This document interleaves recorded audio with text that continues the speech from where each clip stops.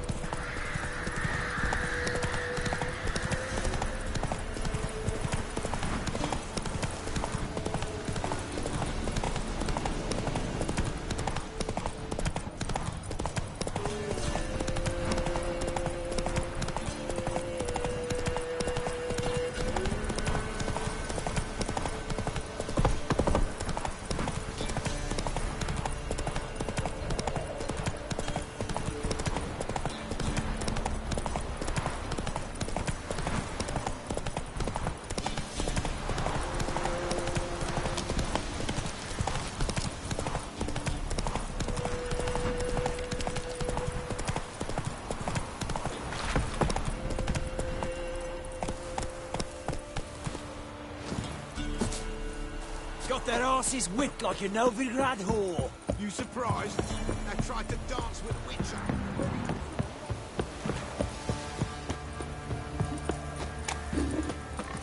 In Denmark, when I went to Luxembourg, they sent us Dare to burn the place. Daddy says you killed the Right, beast that was give me the eating coin. Tails between the shit out of the state.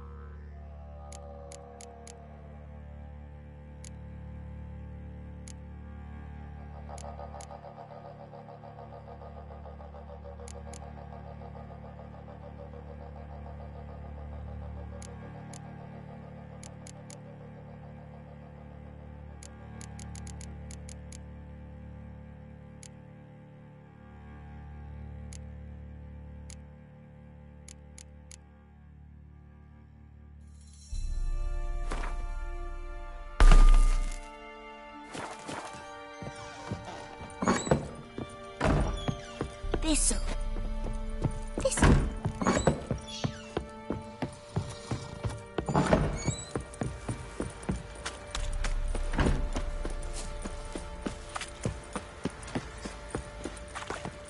Time to water the horses. To puke or not to puke? Fancy a gander at our little stockpile. Show me what you got.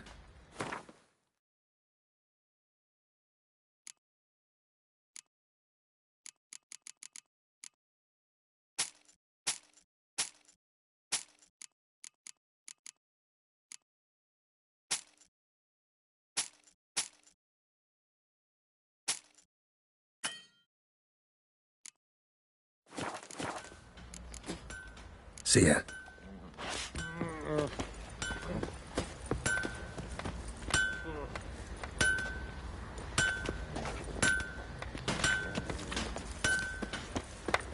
Geralt, good of you to come by. What can I do for you? Need some armor made. Witcher's armor.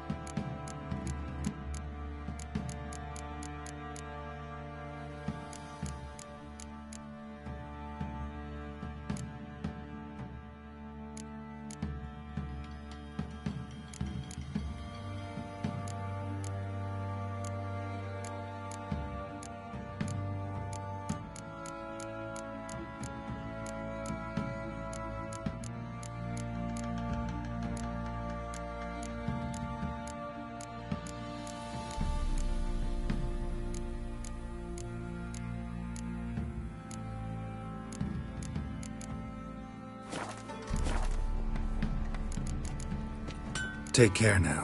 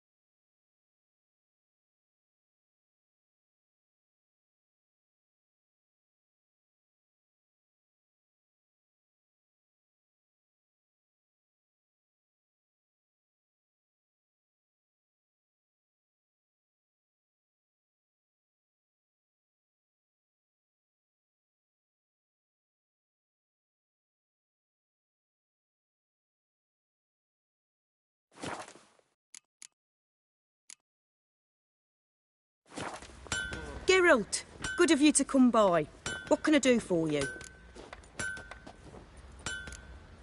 What are you selling? What's good?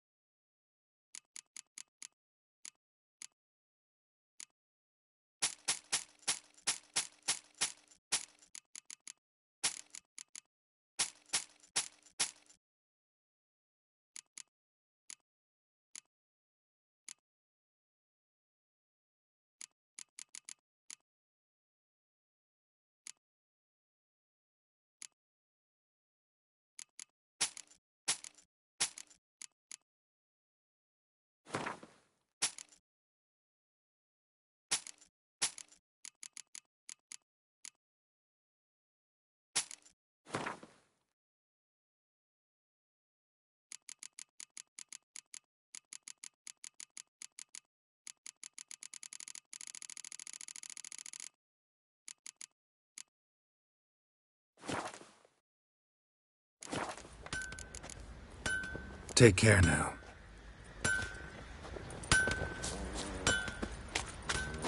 Join me to pray, Canadian. You've already asked for that.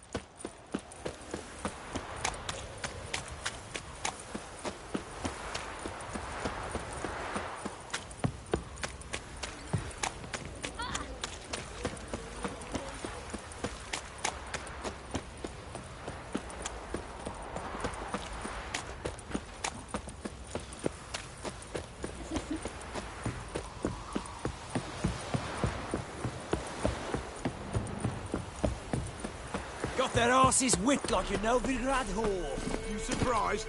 They tried to dance Come with on, Witcher. Roach. Where did you think you're so curious? Ask him.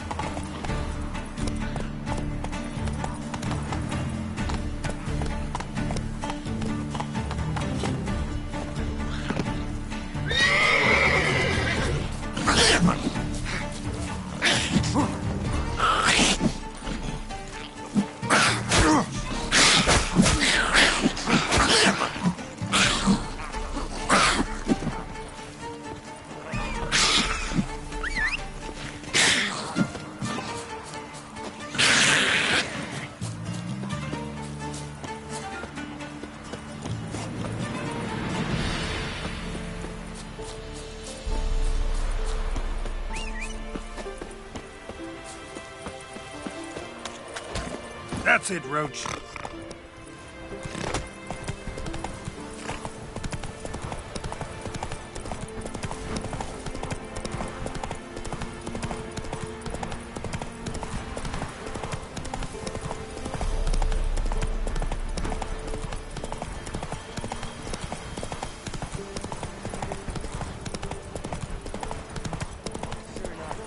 Leave us be, we beg you. We've not got no need for your help. Have no fear, good man. Our labors shall be done quickly. The prowlers to be banished for good. Milton, look. Geralt! In the flesh. Hail, Witcher! Let us go inside and greet you as befits an old friend. And you, fear not. We shall put an end to the rule of outlaws, soon.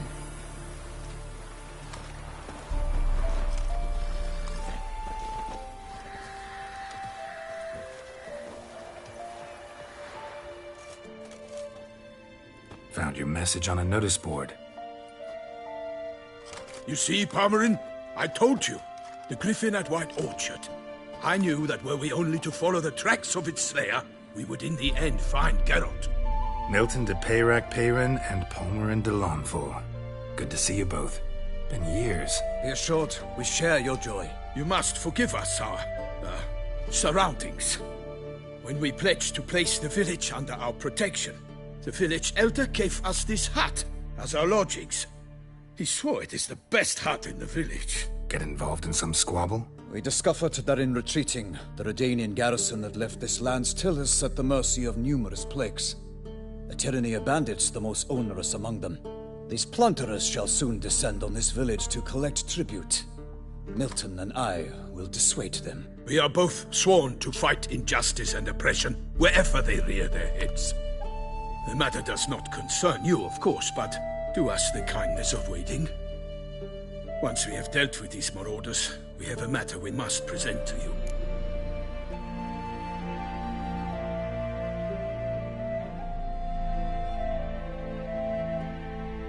So, plan to go out and meet the bandits when they arrive?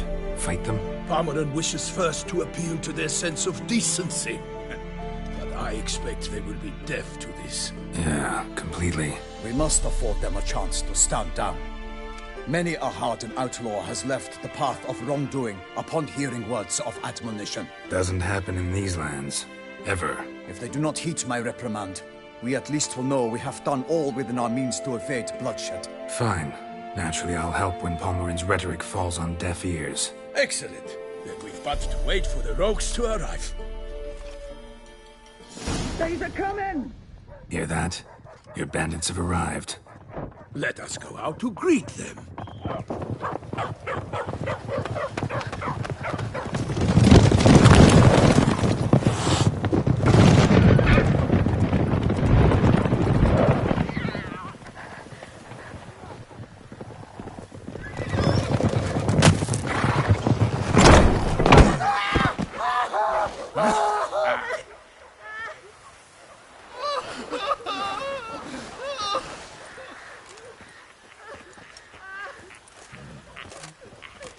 Hark! Contemptible curs!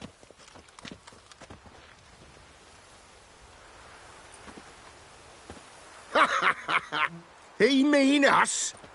I, Palmerin de Launfal, call upon you to repent. Set your hearts. Do you not see that they are blackened? Regular Punch and Judy here. To prey upon commoners is no honor. To loot their meager stores, abandon the path of shame, and we will spare you.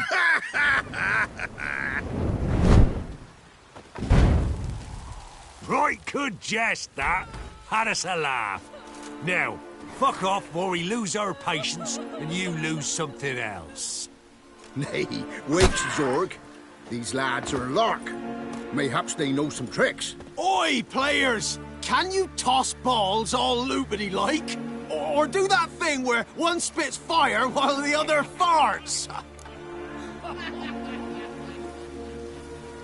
Noble Palmerin's giving you a chance. Now I'm gonna give you some advice. Do what he says. Or what? Or you'll find yourself fighting knights errant in the pay of the Duchess of Toussaint, and they eat scum like you with their morning porridge. Well, there's 3 of them. 2 turtled up in armor. We'll come back later. Some wench sent them. Folk will say we's afeard of wenches and jesters. Ooh, insulted the Duchess. Not good. Indeed, we cannot let the affront go unpunished. I swear upon the Heron you will pay with your own blood! By the crane, villains, ready your arms!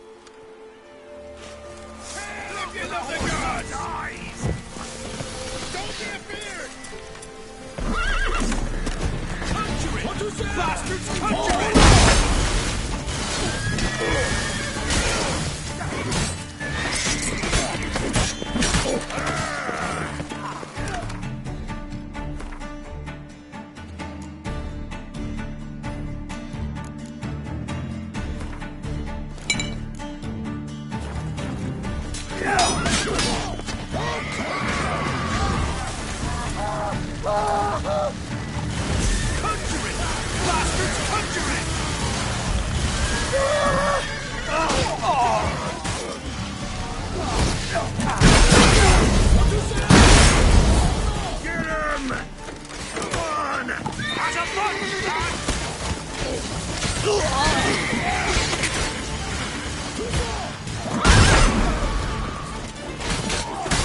Show me what you got.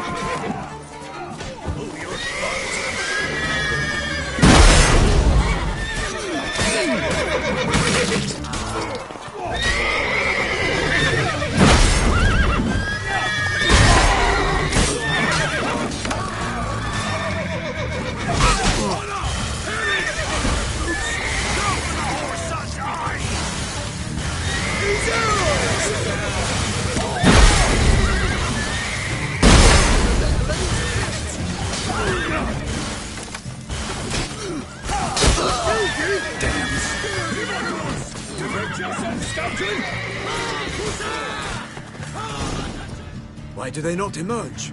It is over. We have banished the scoundrels, lifted oppression's yoke from their lives. Warned you it'd be like this. Fear you as much as they did the bandits now. Sorry, no fanfares and flowers. You're not in Toussaint. It is true what folk claim. In the north, no noble deed goes unthwarted. It is time to go home. And we shall, my friend. Come, Geralt. It's time we delivered our message.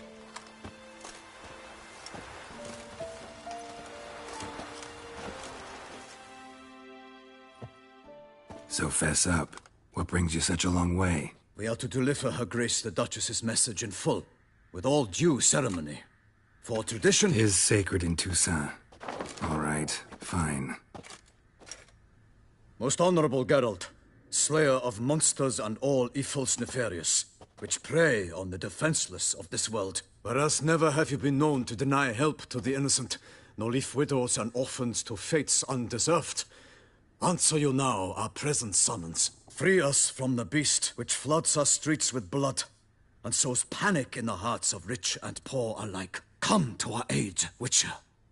Thus humbly beseeches you the Star-Crossed City's most gracious protectress, Her Illustrious Highness, Duchess Anna Henrietta. Shall you answer her call? Anna Henrietta really say all that? Word for word? Well, in point of fact, she said, bring me the Witcher and dare not spare your horses. Only make certain this time he comes alone. The Ducal Chamberlain added the rest. You know how it is. Yeah, I remember. I might add, be it unofficially, that a hefty reward awaits.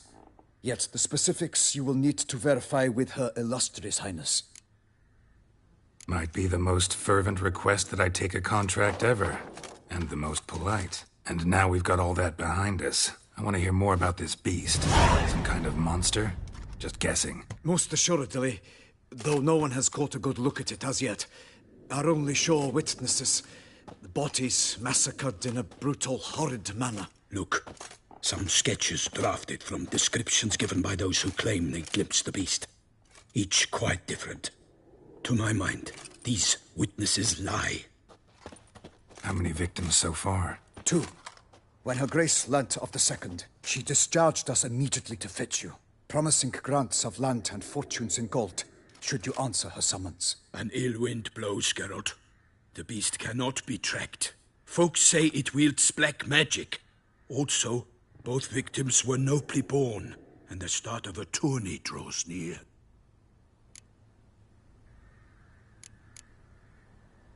Beast wields black magic? What makes you say so? The first victim vanished between bites at a feast. Of the feast-goers, none noticed this. They saw but an open window, then heard desperate cries from the street below, where a corpse had just been found. The second killing, similar. A night in a locked room. Servants all about the house. Guards all around the estate. Yet the beast somehow got him out, dragged him to the town square, and killed him there.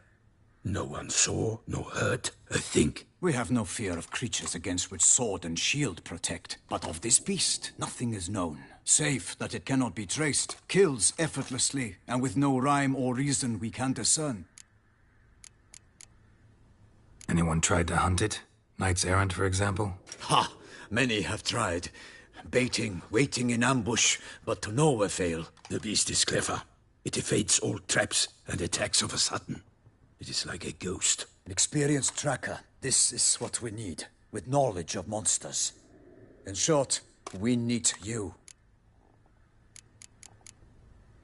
Mentioned a tourney. Why doesn't the Duchess just call it off? Simply, it is too late. The guests have arrived. The best knights of all lands, relatives of the Emperor. The beast could be a threat to others, not just to Her Grace's subjects. Got it.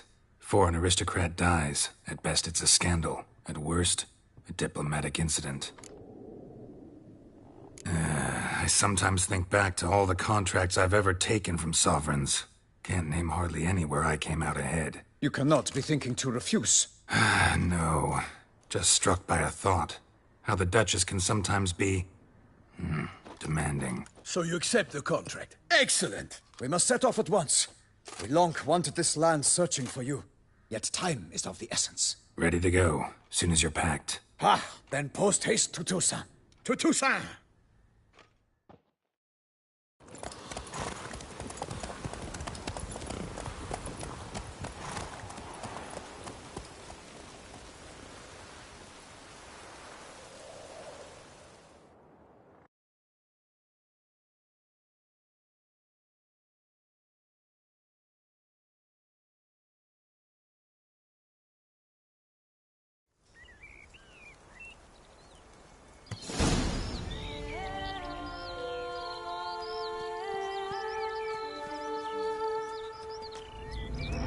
Toussaint, the land of love and wine. Exactly how I remembered it.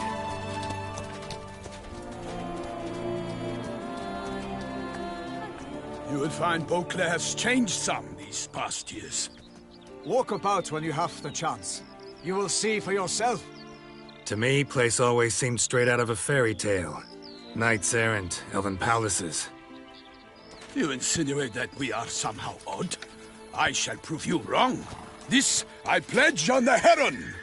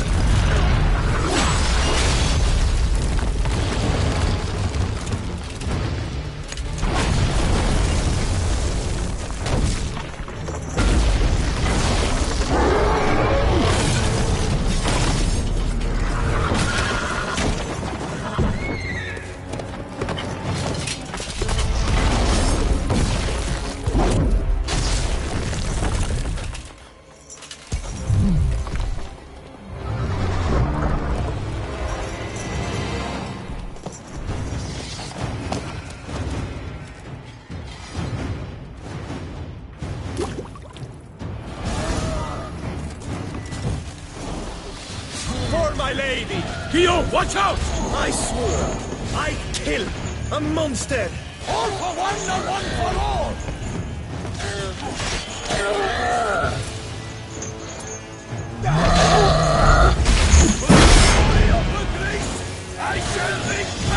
on you!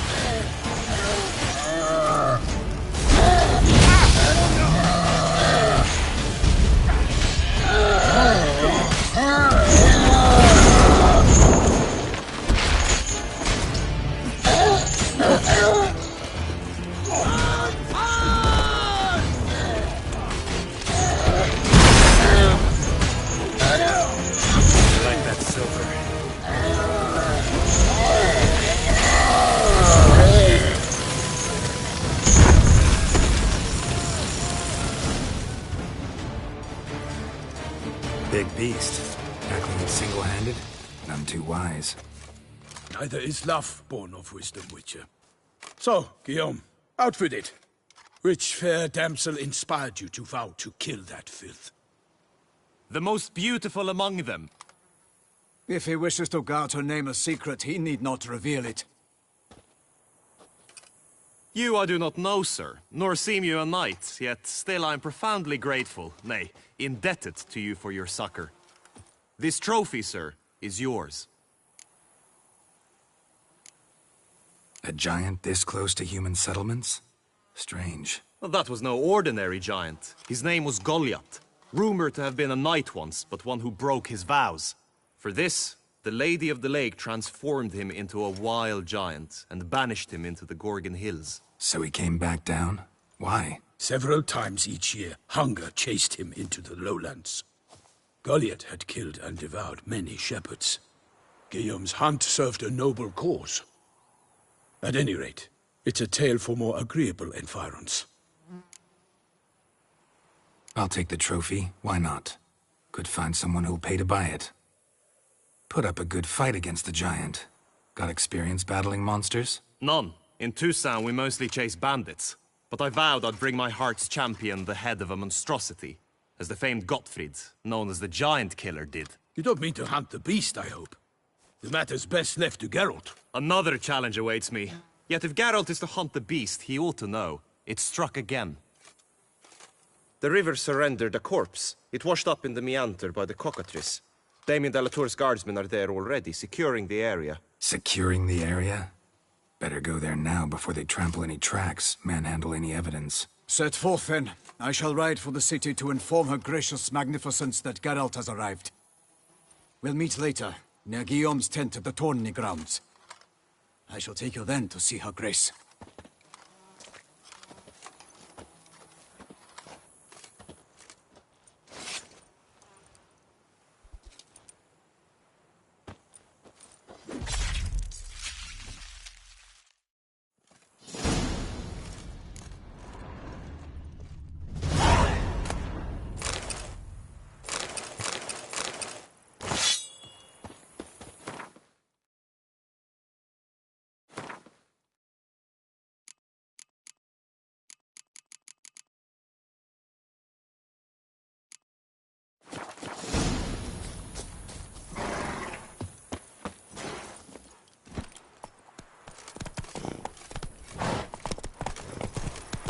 Brave kid, Guillaume.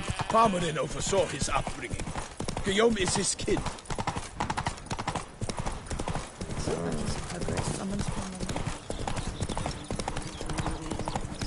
Can't get used to the way you knights talk, especially how you switch back and forth between flowery and, well, near normal.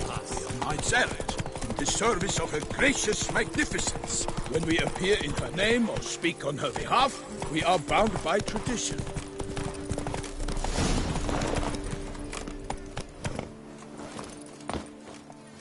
No one here. They must have removed the body already. Let's look around. Make sure they didn't miss anything.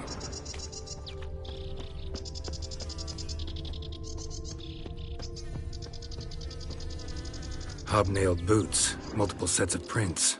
Ducal guard, clearly. Let's see where they went.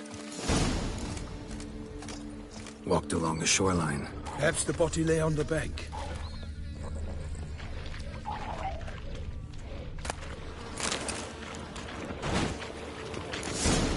Got guests. Careful. Perish, harlot's boots!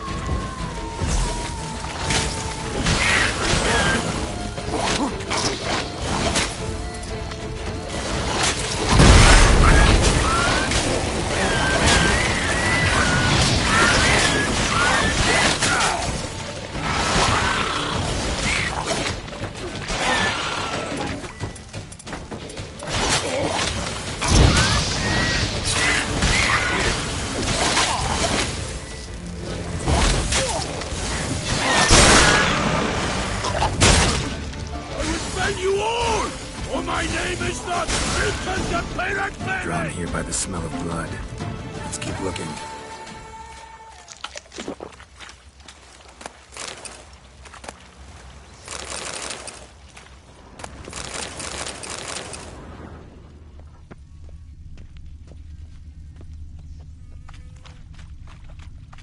Only blood-soaked scraps left of the victim's clothing.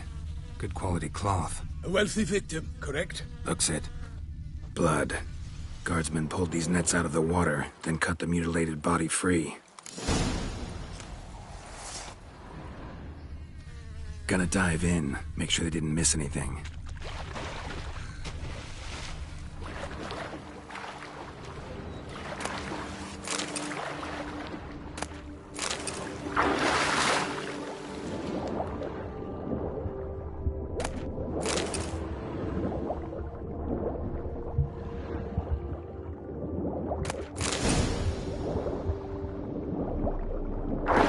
Kerchief, monogrammed DLC.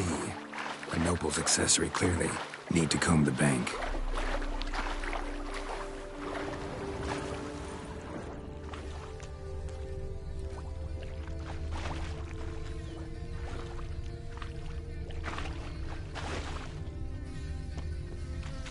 Anything taken by the current ends up in these shallows. Yes, the stench is fierce.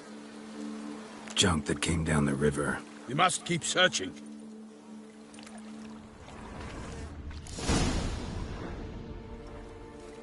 Look, a boat was launched here. Guardsmen must have loaded the body parts onto it, taken them somewhere. Need to find out where. I'd like to look at the corpse before it starts to decompose. The inn. Its patrons must have seen the guardsmen, which direction they took. We should ask there.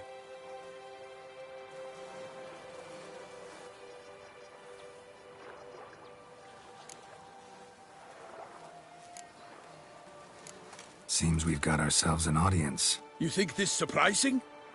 The locals will tell the children of children they do not have yet, of the day a quartered corpse was pulled from the river. One thing. Found a handkerchief in the water. Monogrammed DLC.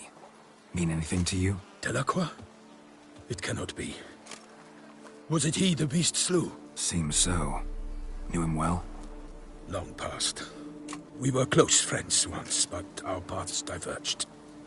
He was a man of extremes, standing by his companions, no matter the odds. Fighting his foes to the bitter end. Foes? You have a lot of them? He did, but I do not see what that has to do with the beast. Ah, Geralt, you've struck a raw nerve.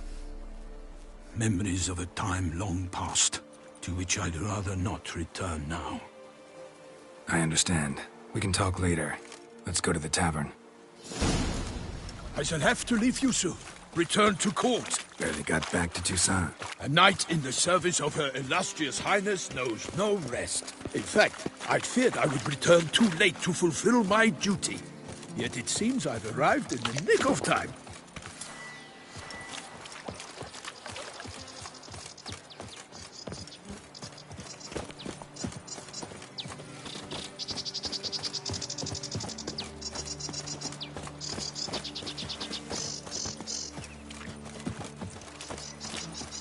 Once you have finished examining the corpse, be sure to report to Anarietta.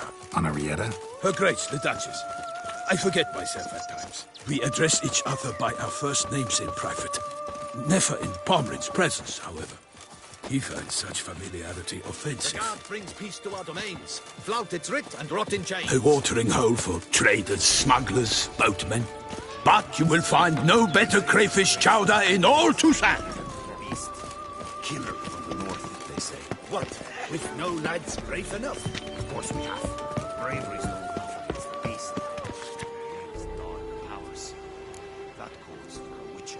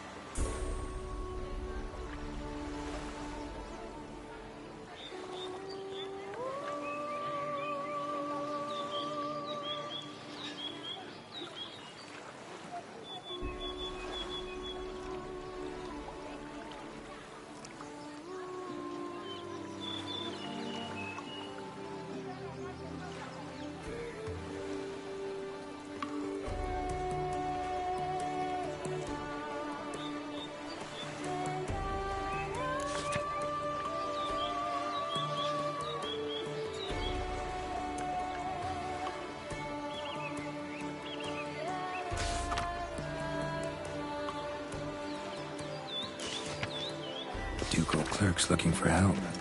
Could be good coin to be made.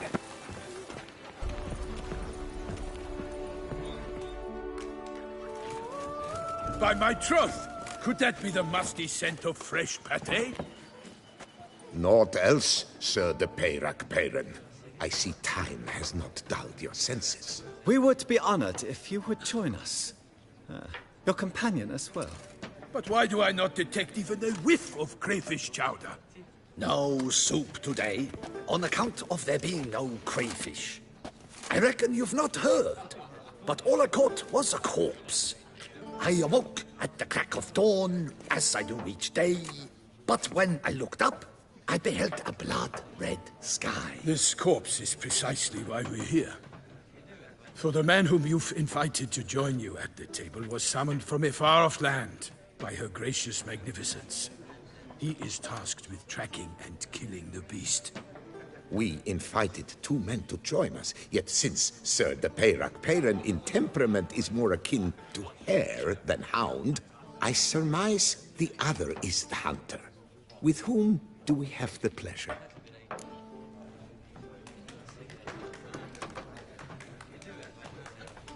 Name's Geralt. A humble introduction. You've clearly not tarried long with Sir de Peyrac Peyran.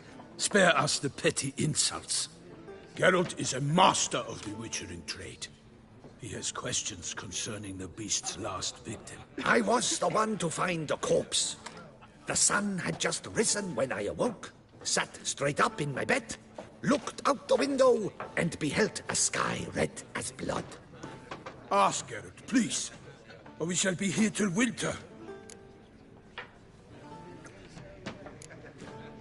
Must have been early in the morning.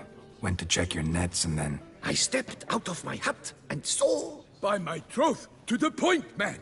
You found a body ensnared in your crayfish nets. We know this already. What happened then? Did you see anyone nearby?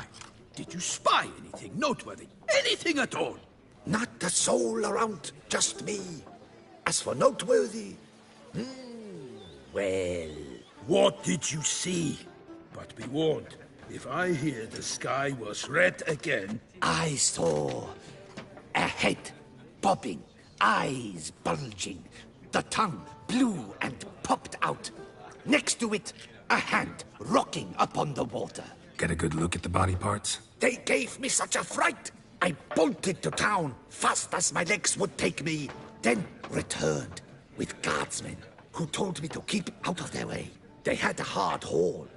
The parts were so tangled up in my nets, they were forced to cut them. Need to examine the body. Know where they took it? They ferried it across, then loaded it on a cart and hauled it to a cellar at Corvo Bianco to keep it cool, see? What? Why, Corvo Bianco is Baron Rossel's estate. When he learns they've turned his cellar into a morgue, he'll set his hounds on them. While you were gallivanting about the north, his vineyard was auctioned off. Who was that? Woman who just left. Didn't see her before. Didn't notice her walk in either. Doubtless Linnis, the innkeep's daughter. But hold, Geralt, because this is an outrage. Rossel's vineyard was auctioned off? Inconceivable. It is no secret the Baron had gambling debts up to his ears. It finally came time to collect. His creditors auctioned off his property. The Ducal Chancellery bought it, in fact. Rossel now bunks with his brother in Vicofaro. I told Rossel he'd get his comeuppance. How long can one throw on past heroics? His creditors must finally have to find that his promises meant nothing. Such are the times. Today's knights are pale shadows of the heroes of yore. It's true what they say. God sent the beast to punish us for straying from the old paths.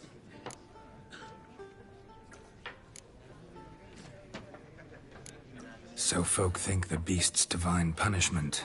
Knights have turned their backs on the old customs.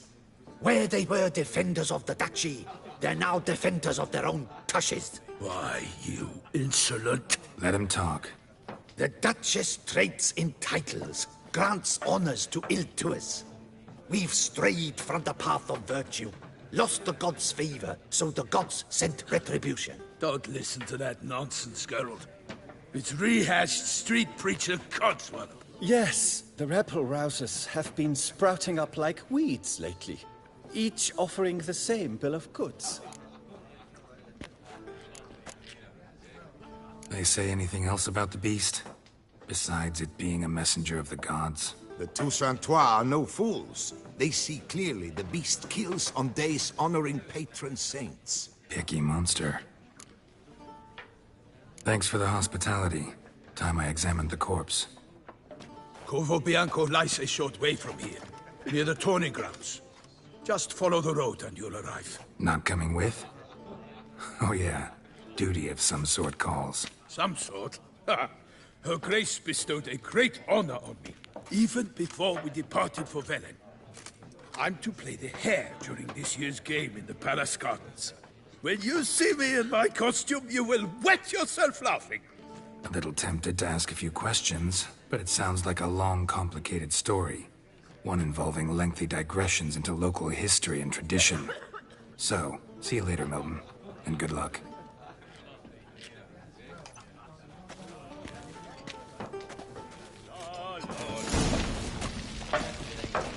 What's in the works today? Swilling? Normally, I'd encourage you to try our famed fisherman's chowder. But alas, we are all out of crayfish. Could replace them with something else. Perch, for example.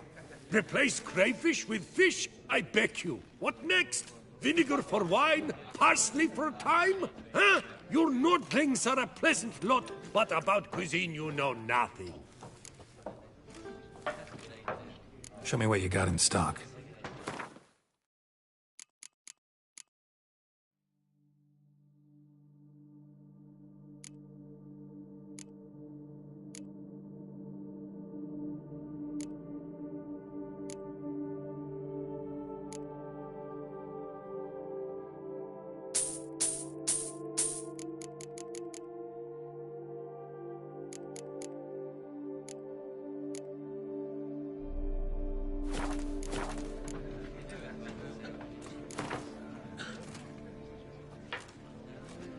Not likely to taste your famous fisherman's chowder, so maybe we could play some Gwent.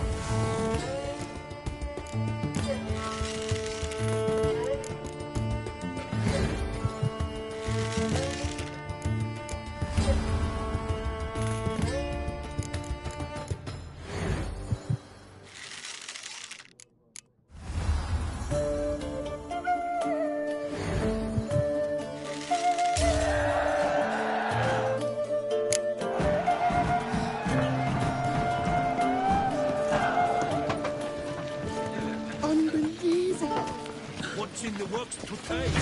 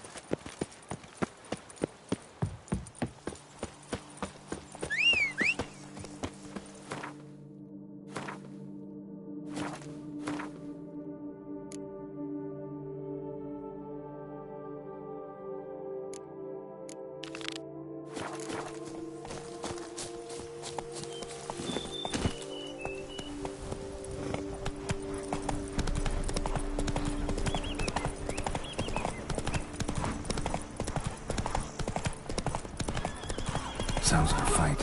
Have to hurry.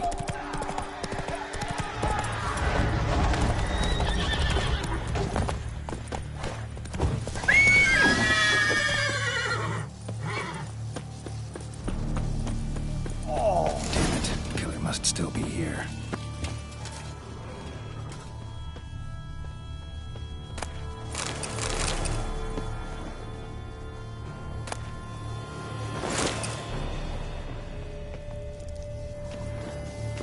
Throat torn open by man-like jaws. Man-like, except for long fangs.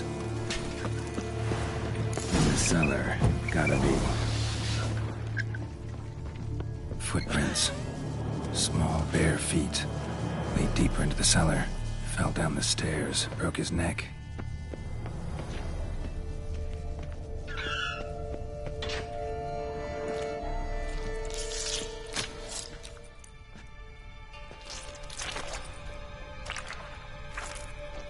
You. Saw you at the inn.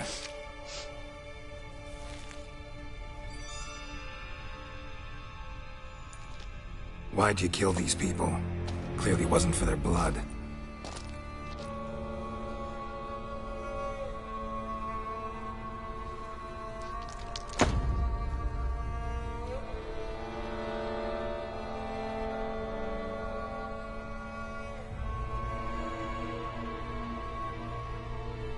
We don't have to fight.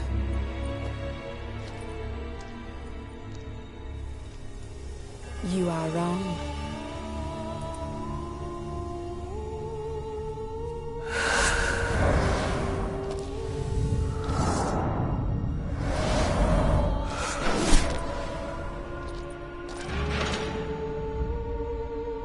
I cannot let you leave. Not your lucky day.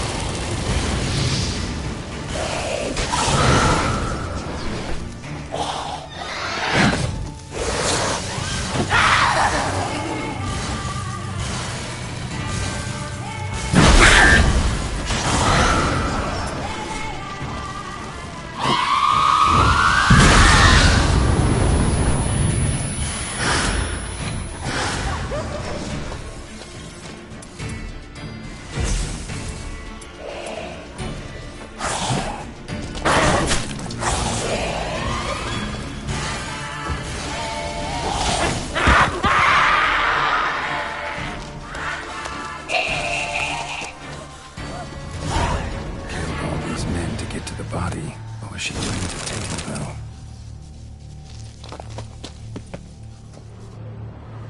though? Stinks. Waterlogged. Both hands amputated. Body was quartered just as I thought. Laid in water for some time. Head swollen, and something took a few bites out of it. Something in the throat. A pouch, bulging with coins.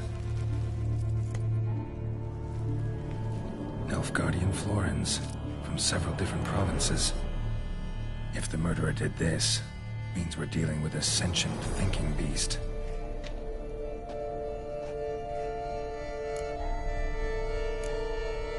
Body was chopped up after death. Blows struck with great force, but bones sliced through, not crushed. Creature that killed him had long claws, sharp as a witcher's blade. First sank its claws into the victim's heart. No Bruxa did this. Third hand. A spare? Except it's clearly not the victim's. Guardsmen must have not noticed it as they picked everything up. How's this possible? Still warm. Blood still flowing? Several monster species can regenerate. Never heard of that happening to their severed limbs, though. Or of their limbs seeming completely alive after so much time. Examine the tissue more closely later. Might learn something. So, murderer was clearly a monster, but not a Bruxa. But then why'd the Bruxa come here for the severed hand? And who does the hand belong to? Why the hell's it still warm? Now, pouch shoved down the victim's throat. What's the significance? And why was he chopped up into pieces? Lots of questions, no answers so far. Need to know about the other victims. I'll ask Palmerin to get me in to see the Duchess.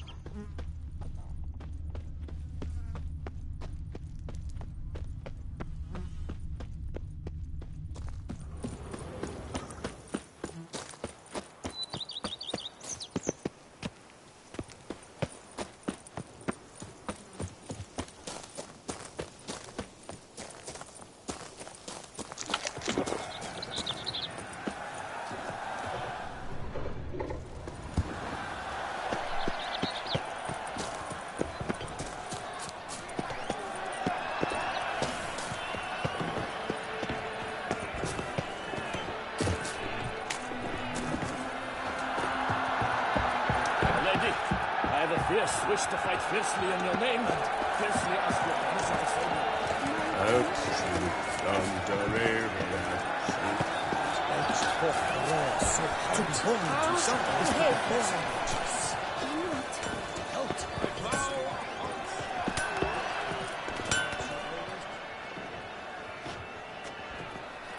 Ah, a professional. I like to trade with your kind. You actually appreciate quality workmanship.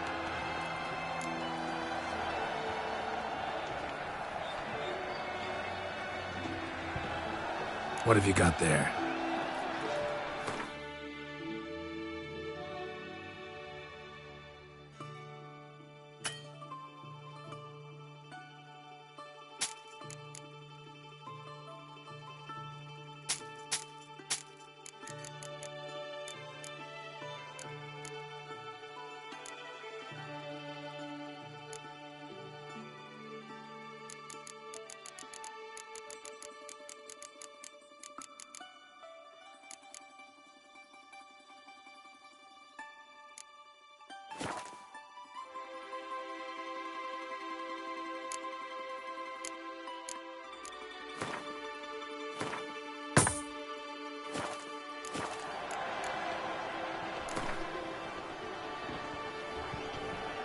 Care for a quick round of Gwent?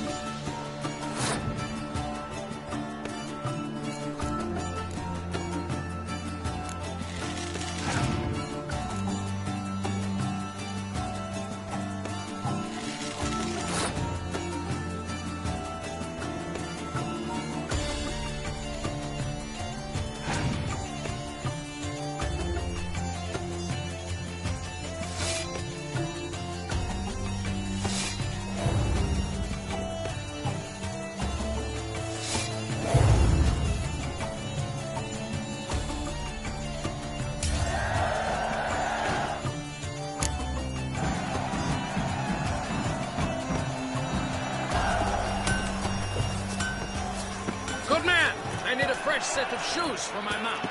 Promptly at your service. Abercrombed, engreft or fluted, whatever your heart's desire.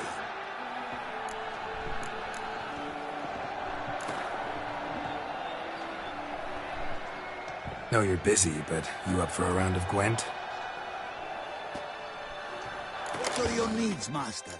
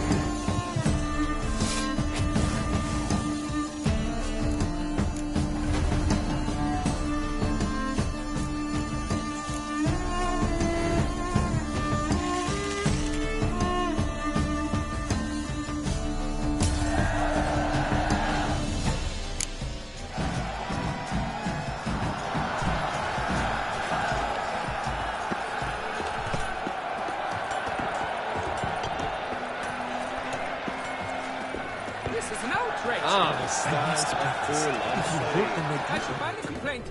Our friends in high places. Please give them... Need to speak to the Duchess, urgently. All right, you scamps. Store is done. Go find your parents. But the Pomerine. What about the story of Rittik and the dragon? Our tales for another time. But take a good look at the man who stands before you now. This is Geralt of Rivia, the master witcher who lent his valiant hand to the defeat of the giant Goliath. Master Witcher, is it true virtue always trumps villainy?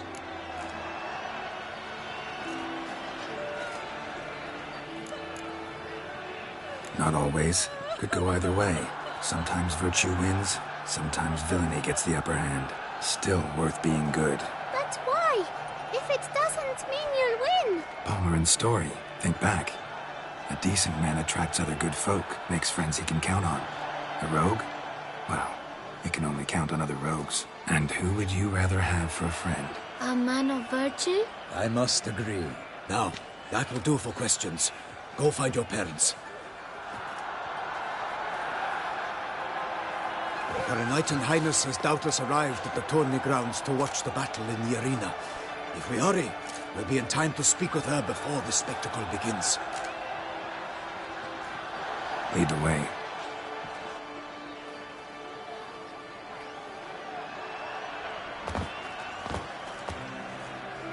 Who's fighting? Nilfgaardian gladiators? Close, but not quite.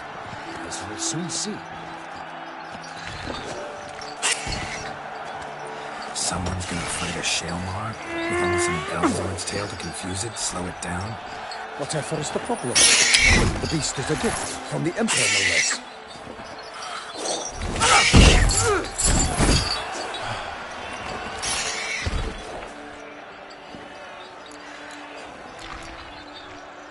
This is dangerous. Bells on its tail aren't enough. I saw a spectacle of the sort of the arena in Nunez. There, a knight defeated a Shaelmaar with bells on its tail. Might have gotten lucky. Shaelmaar might have been lame. Who knows? Only a Witcher has a real chance against a healthy Shaelmaar. And that's not even every Witcher. Besides which, releasing a monster that dangerous in front of a crowd? Plain irresponsible. Who's going to fight the beast? Guillaume, the young man you met. Yeah. Mentioned he'd promised his heart's captor a monster trophy. Great love demands great sacrifices. Let's go.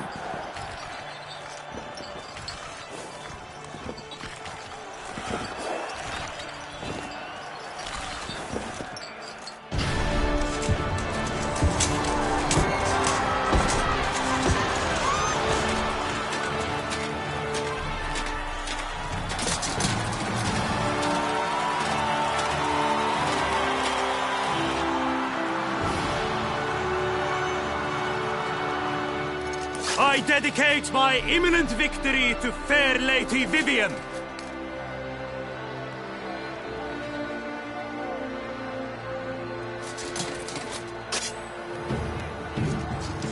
It's begun. The fight shall have to end first. We must wait.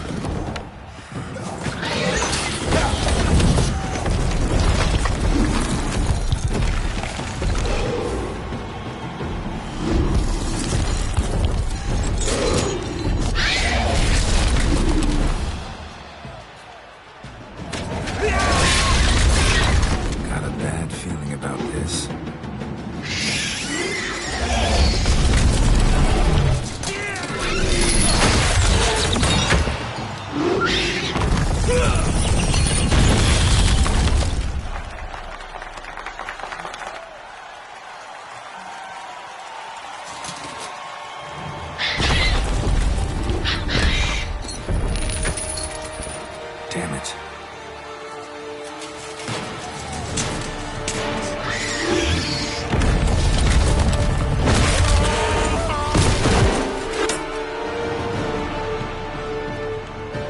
We have to help him.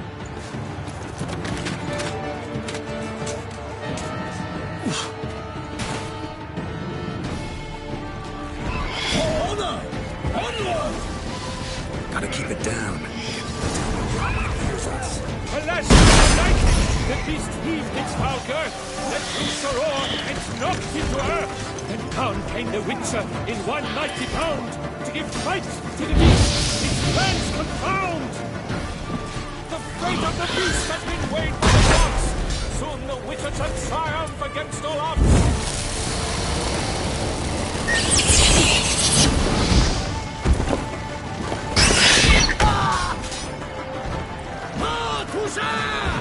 Hold the Duchess!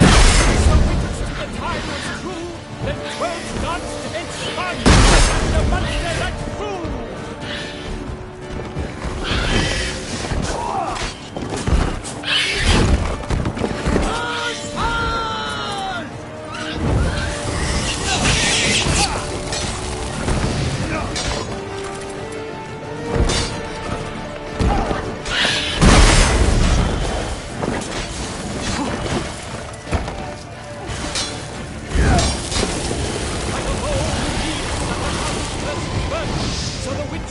Selma, then its foul heart hurt. Dodge dive, free floats, its razor strikes belly, Selma's cries ring aloud.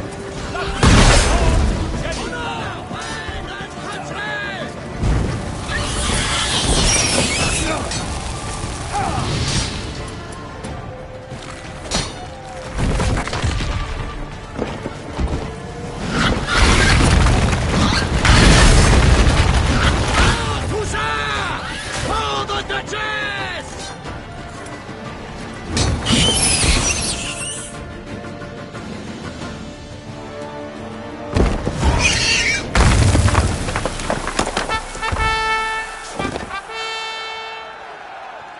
That Selma lies defeated by Geralt of Rivia, master of the witchering trade. Behold, as the last gasps of life seep from the beast.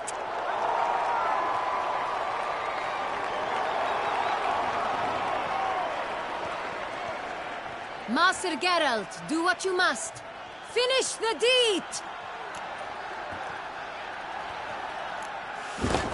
It suffered enough.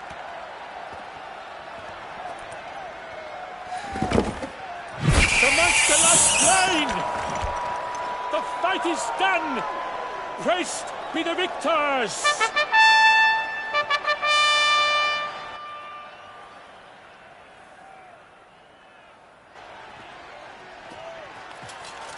Guillaume. The lad came damned close to dying. I'm fine. Not hurt at all. Vivian? Smile as befits a hero and keep silent. Speech clearly pains you. She approaches.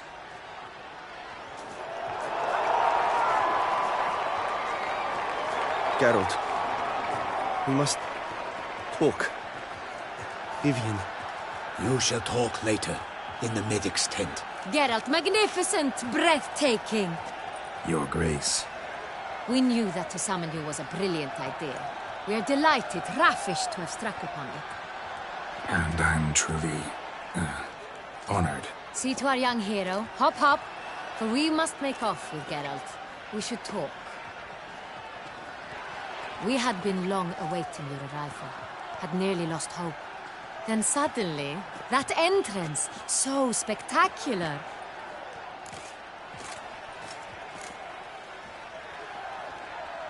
Your Grace. Shaelmars are dangerous creatures, even to knights in full-plate armor. Nonsense. In Toussaint, knights have battled beasts for mere glory since time immemorial. True.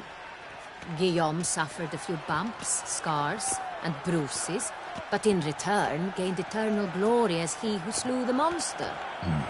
What about the crowd? Say the Shaelmar had vaulted into the stands. Would have been a massacre. Geralt, though we value your fortuitous intervention in the arena, we would remind you your services have been retained, and as shall soon become clear, you will be generously compensated for completing another task altogether. Your Grace, my contract. I'd like to discuss it. Naturally, but not here. We shall need Damien. He led the investigation pending your arrival. But whatever could he be? Come, we must find him.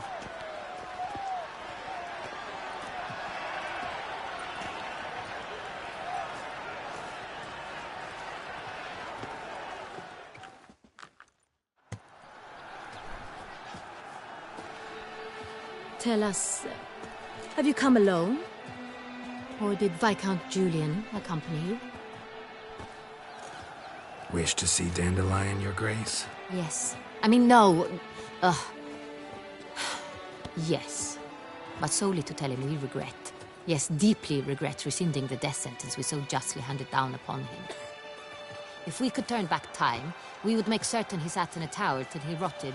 No, we would ensure he was broken on the wheel, then drawn, hanged, and quartered.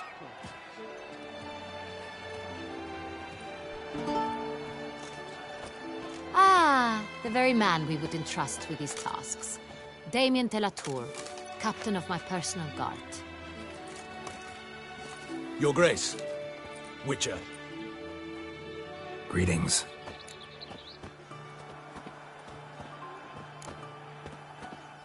Sorry to have to tell you, but the guardsman handling the last victim's body... I know already. The creature in the cellar of Corvo Bianco. Was it the beast? No. A Bruxa, a kind of vampire. Not the beast, but tied to it in some way. You know this how? Through careful analysis of the evidence, both on the riverbank and at Corvo Bianco. Do you mean to insinuate the investigation thus far has been sloppy? Geralt insinuates nothing of the sort. We must listen to him attentively. I examined the body of the beast's last victim. Might have found something. Need to analyze it. A quiet place, that's what I could use most right now. And maybe the help of an alchemist or a mage. Also like to hear all you know about the previous victims. Take it Sir de la Tour is my man for that. Firstly, call me Damien, please. Secondly, you should know I spoke against summoning you here. I've heard much about you. You bring trouble, or thus far have, always. And we've enough trouble as it is. Yet we are capable of defeating the beast on our own, without an outsider's help. I've no doubt about it. Damien, we settled the matter of the Witcher's employ some time past. Definitively. Since you have broached it nonetheless, let us discuss Geralt's pay. Are the legends true? Do Witchers usually demand that which you find at home, yet did not expect?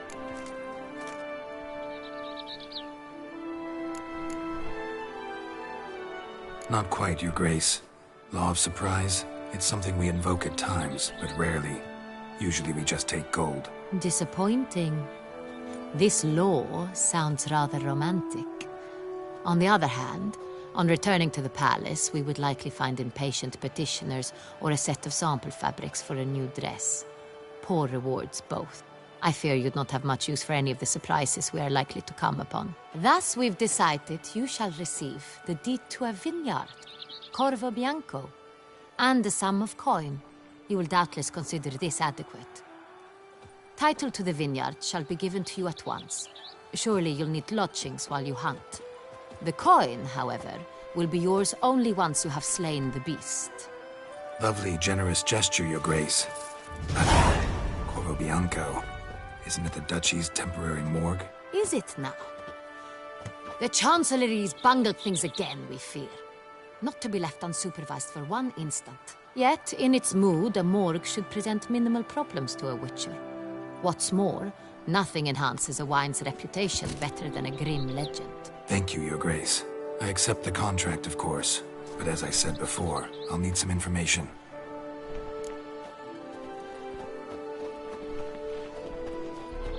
How'd it start? Who was the first victim? Crespi was the first to die. He was famed once for his many glorious tournament victories.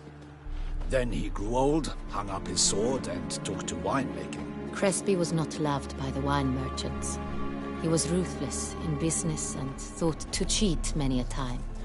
He asked us for a dispensation from all court ceremonies. We did not grant it. We could not. Once you've taken the oath of a knight, you remain a knight till death. How'd he die? Where'd they find the body? Quite unusual, the circumstance. He was at a feast when suddenly one of his fellow feastgoers noticed he was missing. The town watch found him an hour later, on his hands and knees, propped against the town pillory, his sword hanging from his neck. He had died of wounds inflicted with claws, not a weapon. Blows of great force. So he died suddenly, but the body was on its knees, meaning someone posed it. So it seems. Second murder. Tell me what you know. In the city there are certain nooks. No one reasonable ventures there after dark. Ramon Dulac's corpse was found in one such place. With the first murder, terror gripped the city. Its inhabitants grew wary, kept to safe areas. Consequently, news of the second victim came to us from a group of concerned cut-purses. Criminals fear the beast? Telling in a way. Take it you've excluded the possibility that Ramon died at the hands of these bandits. Do you believe me an amateur? Not hands, but claws killed Ramon Dulac. The wound was deep, clean. His body was found in a gutter, dressed in nightshirt and cap, a pillow placed under his head, and his sword replaced by a bed warmer. Ramon Dulac, a knight who but a dozen years past was an advisor to our father, the Duke. Someone went to a lot of trouble to make him look ridiculous. Maybe revenge was the motive. It's not out of the question. Dulac had shady dealings with the criminal underworld, but no one ever came forth with concrete proof of any misdoings. So, first two victims were knights, best years behind them. The same could be said of the third. Sir Delacroix was wont to claim that in modern times, knights face new challenges, enterprise being the latest addition to the chivalric virtues. He made a veritable fortune in the grain trade. Palmerin even nicknamed him Sir de la Stinchi. Found a coin pouch on his body. Contained florins dating from various times, hailing from different provinces of the Empire. Delacroix loved coin, true, but had no patience for numismatics.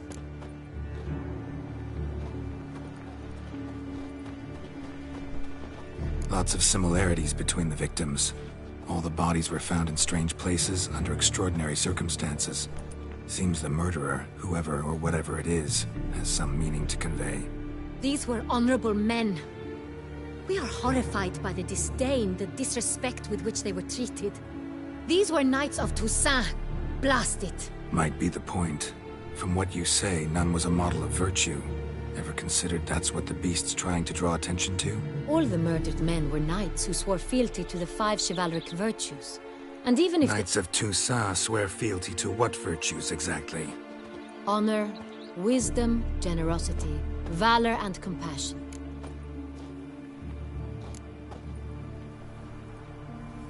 Five virtues. Why are they so important to your knights? Strange question. Your Grace, forgive me. I'm a foreigner trying to understand another land's customs. You are forgiven. According to legend, the virtues we cultivate were bestowed upon us by the Lady of the Lake. How we truly came to espouse them, none remember. In Toussaint, we believe men of low birth should be simple-hearted and obedient. We expect much more, however, of our knights. They are to be soldiers and courtiers, lords and servants. Thus, the need for clear moral guidelines. At the time of his dubbing, a knight vows to demonstrate throughout his life honor, wisdom, generosity, valor, and compassion. Beast seems to be pointing up moral decay, denouncing it. Victims were all humiliated. Might have been murdered to emphasize their lack of specific chivalric virtues. Honor compromised by the pillory. Wisdom by ridicule. Generosity by a coin pouch shoved down a throat. It seems to fit, true, though not perfectly. Can't discount the theory if it's on the lips of everyone in town. Say our reasoning's right. Next murder will be just as showy and denounce the victim's lack of the fourth virtue, valor. We can also assume that victim will be an elder knight. Let's think. At the moment, all the knights are either at the tourney grounds or in the palace gardens. Our annual hare hunts shall begin there shortly. Have you heard of the custom? Milton mentioned something. Seemed excited to prance around in a bunny costume. Not sure why. Hang on. Strange circumstances. A knight advanced in years. The famed cowardice of rabbits. Could it be that simple? Is Milton de Peyrac Peyren the next victim? Milton also knew Delacroix. Told me so down by the river. Damien! To miss something so obvious. De Peyrac Peyren, Crespi, Delacroix, and Delac formed a knightly team. It was years ago, but... They were a team? They were close friends, tightly knit, and as such earned the trust of our father, the Duke. We often witnessed him turn to them with delicate matters. Later, their paths diverged. Unlikely to be a coincidence. Beast must know it too. It's a lead, I'm sure. Your Grace, we need to find Milton, immediately. Rather problematic. You see, the garden entertainments are due to start, and he's disguised as the Hare, hiding somewhere, waiting for some tipsy courtiers to find him. The Hare's hiding place is a carefully guarded secret. We must call off the game, at once. First and foremost, we must remain calm. Damien, order the garden searched immediately, but discreetly. By no means can we disrupt the festivities. Panic will only incite the beast to strike sooner. And you, Witcher, follow me. My gardens, my night, I shall take the fall. A murder is out of the question. I will not allow it. Not near my palace. Horses? Ready our horses!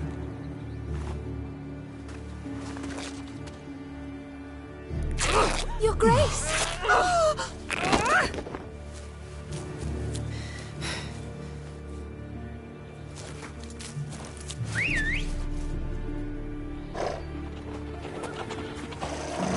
What the hell?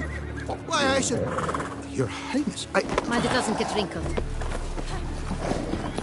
Onward!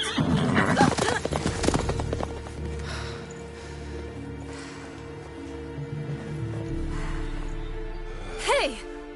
That is silk! Be careful! Give it to me!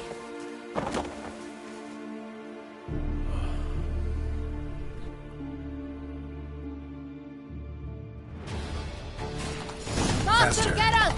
Right like the wind! Your Grace seems right at home in a saddle.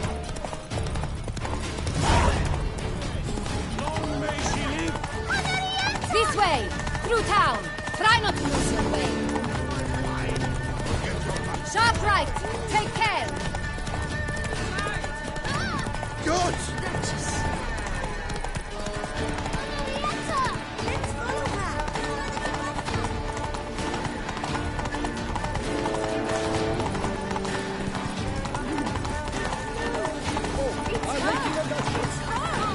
Clear the path! Clear the way, I said! Hey! This part of the game.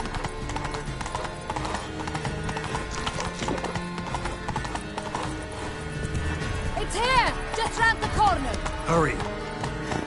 We must go to where the game is being held. The participants must find a unicorn's horn, a golden fish, and a phoenix egg. With these in hand, they can deduce where the Hare, Milton, hides. We need to find those things too. We've no other option, but time is of the essence, so we shall have to break the rules. Brings peace to our domains.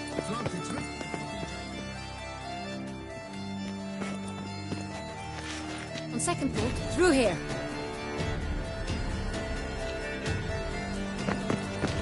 I shall show you where the hunt plays out. Then we will split up. You will get hold of the unicorn horn and the golden fish. While I nab the phoenix egg. That will be quickest.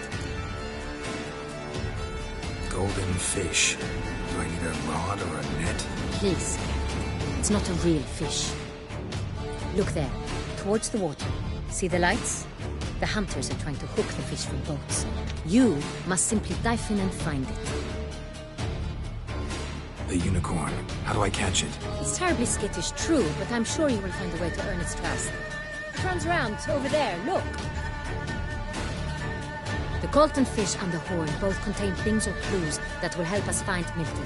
Once you have Fish and Horn, find me among the other Phoenix Egg hunters. All clear? Then let's get to it.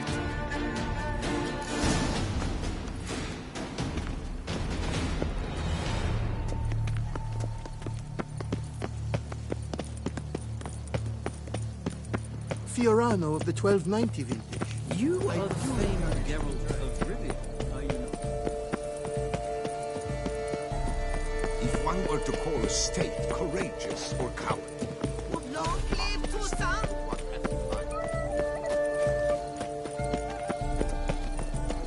Witcher, you...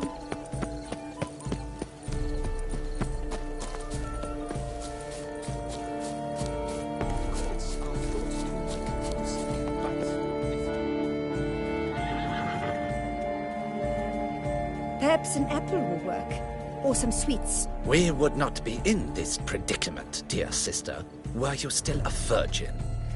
Do you really wish to have this conversation again? Here and now?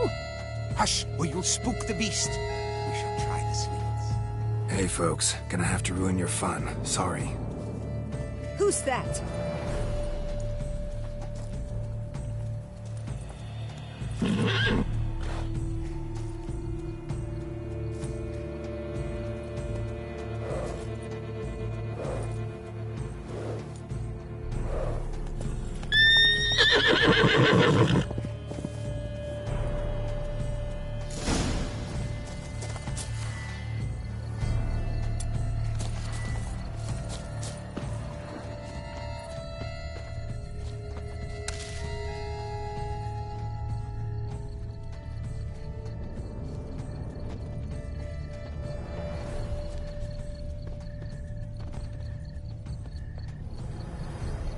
Roach likes carrots. Maybe Unicorn will too. This is an outrage! An outrage, I tell you! Roach won't eat bread either, except if it's stale.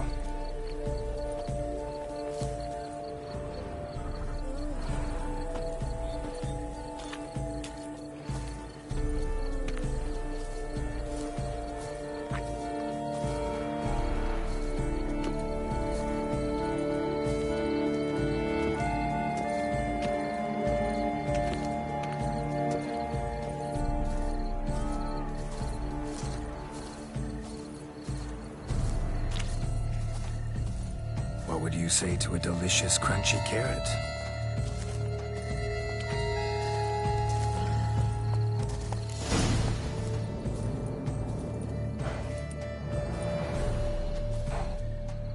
Easy.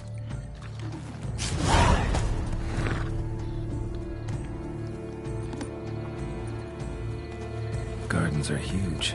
Be better off on horseback.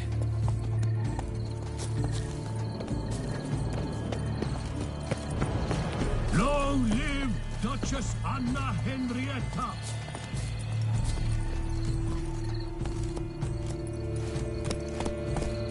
Should the beast you espy, tell the commander, be spry!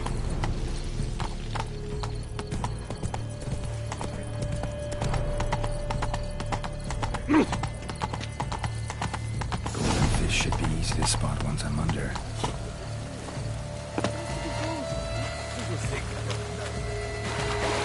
What the blazes? Did someone just dive in the water? Perhaps that's the way to do it. Sure, if you're a... Is that not counter to the rules? Who is that man? Gold? What a scoundrel! Wait. Get back in the boat. But my, is he manly?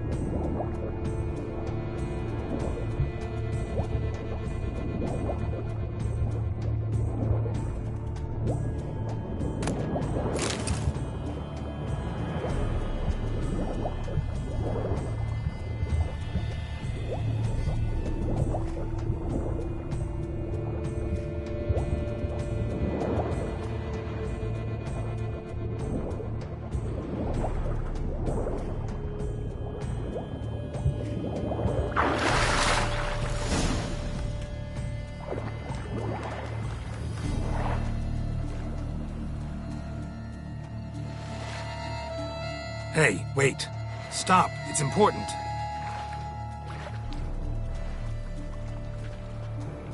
King Cormorant, sire, accept this offering we bring. Prithee cast upon us your merciful eye, and bear before us its secrets. As the moon is heavenly course doth trace, in my domain I await that moment of grace, when a soul of good or ill repute brings me a gift, fitting tribute.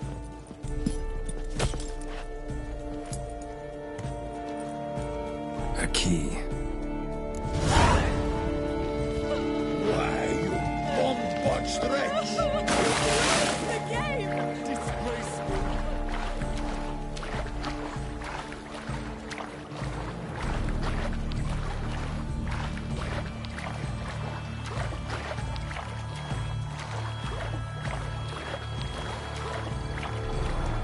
I won't go!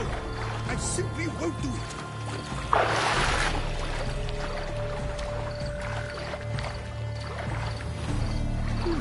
The light, it's positively useless. She can't possibly see the thing. What? Precisely.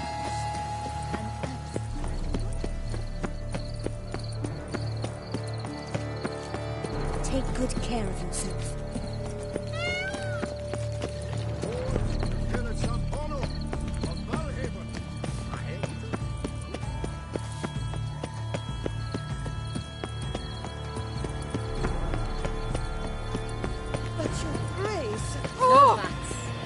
If you please, Your Grace. We do not please. We act out of the highest necessity. All shall be explained later. But it's against the rules. I am the rules.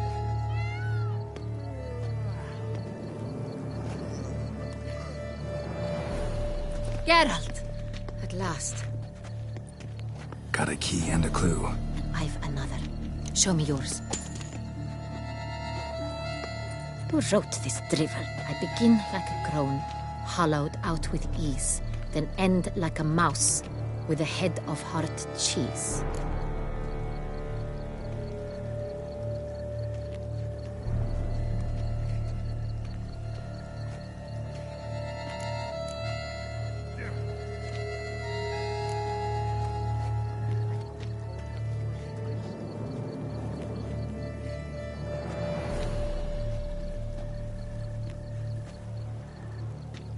Mice and cheese.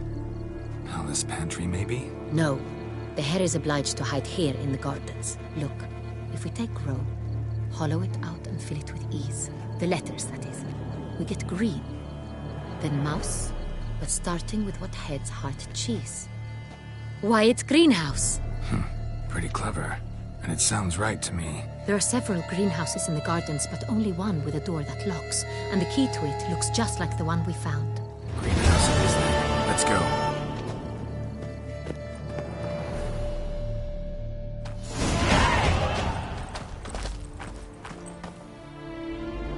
Wait here.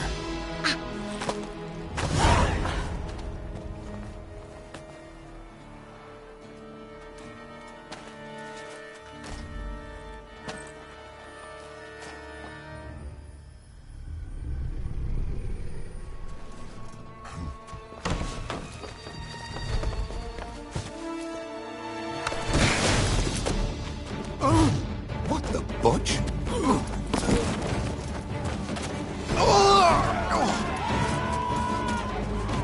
What was that?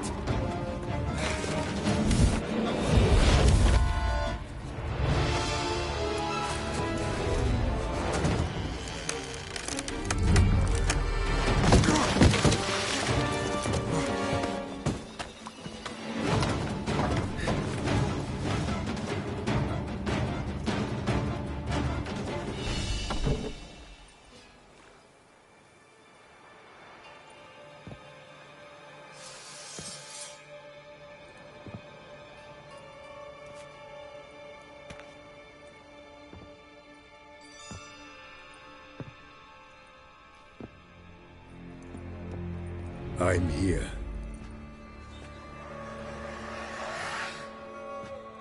This belonged to you, maybe? It did, but you may keep it. I've a new one. I do not know you. I've done you no harm. Yet first you butchered a Bruxer who was dear to me. Now you pursue me. Why? You've killed 4 innocent people, at least. And you? How many innocents have you cut down?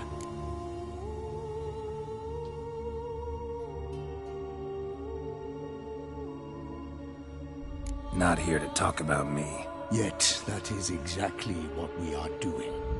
So, did they send you after me? Who are they? What do you mean, they? Duchess hired me. You've been murdering her subjects.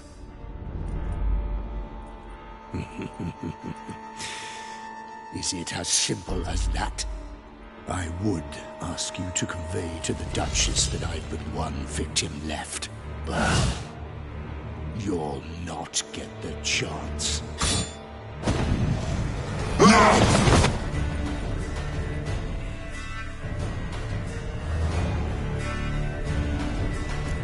I won't let you kill again.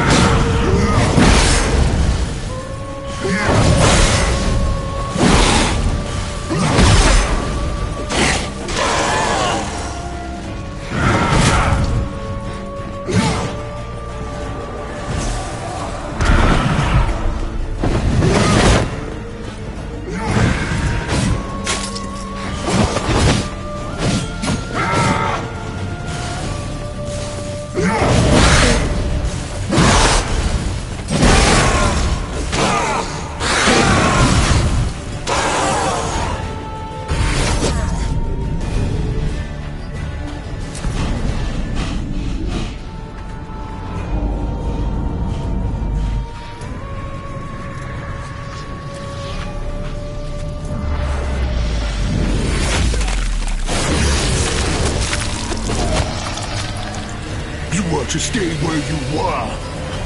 Regenerate! I know you're in trouble. I can help. I'll help myself! No, he's my friend.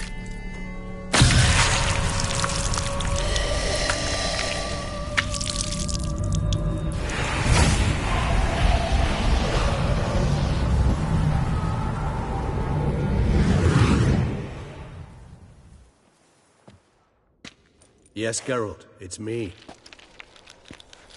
Regis? You all right? All is well. All's in order. Wounds such as these heal on vampires in moments. But we've not seen one another in ages, my friend. At least in human terms, that is. How's this even possible? Last I saw you... I was a bubbling, shapeless smear, having been rather spectacularly melted into a column of a certain castle. In somewhat better shape now, as you can see. Hardly peak form, mind you, but were I human, folk would think me a demigod, I dare say. I'm sorry. What happened? It was my fault. Never got a chance to apologize. No need, Geralt. Bygones. I did not have to join you on that expedition. No one twisted my arm.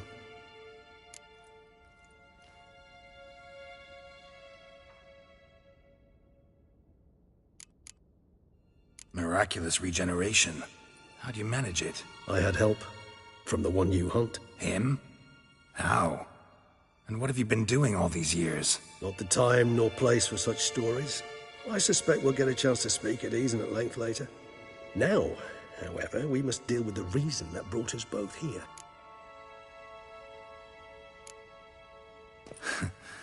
Local serial killer seems to obey you. Maybe you could talk him out of it, convince him to stop murdering. Why do you think I've come? It shall not be easy, as Dettlaff can be rather stubborn. Though you must certainly recall that neither do I surrender readily. So that's his name. He's your friend? You might call it that. Though Dettlaff is... how would you humans put it? More bestial than I am. But not to worry. I'm working on him. Haven't exactly done a great job with that. He's killed one knight since I got here. At least 3 others before I arrived. For good reason, I'm sure. Understand, Dettlaff is not some decadent shit who kills for sport, or to assuage a dryness of throat or a dullness of mood.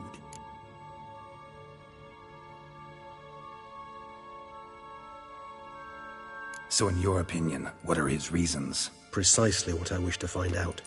And then I will convince him of the error of his ways. Got a lot of faith in the guy. Despite appearances to the contrary, you two are quite alike. You've both noble hearts, yet you both are wont to perform ignoble deeds. When circumstances force you to, of course. Remember the year 964? That was 3 centuries ago. Blind fear gripped Rivia, Lyria, and Spala. Women and children were dying. Their mutilated, dismembered corpses littered the fields. Brute of Lyria. Read about it. Chewed up almost 200, then fell to a common poacher supposedly armed with a dagger blessed by some prophet. It fell to Dettlaff, who then found a poacher asleep in the brush near his snares and dropped the fiend's corpse at his feet. And thus, a legend was born.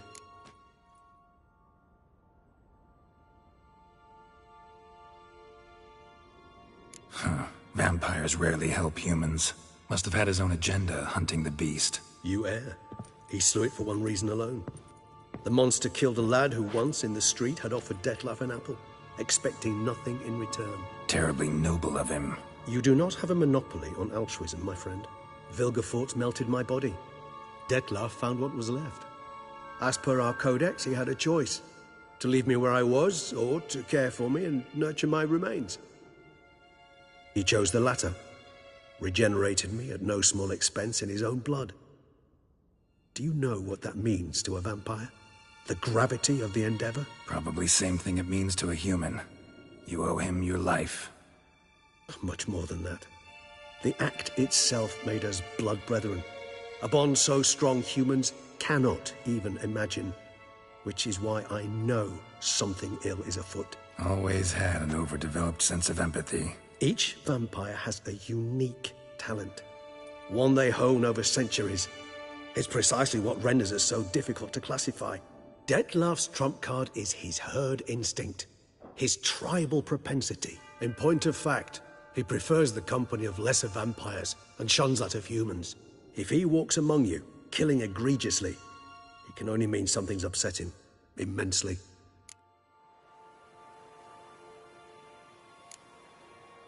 Anything specific? Some set of things that'd be likely to set him off? How should I say this?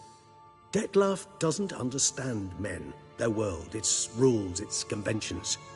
He's naive in a sense. He doesn't comprehend your games, knows not what it means to lie, deceive.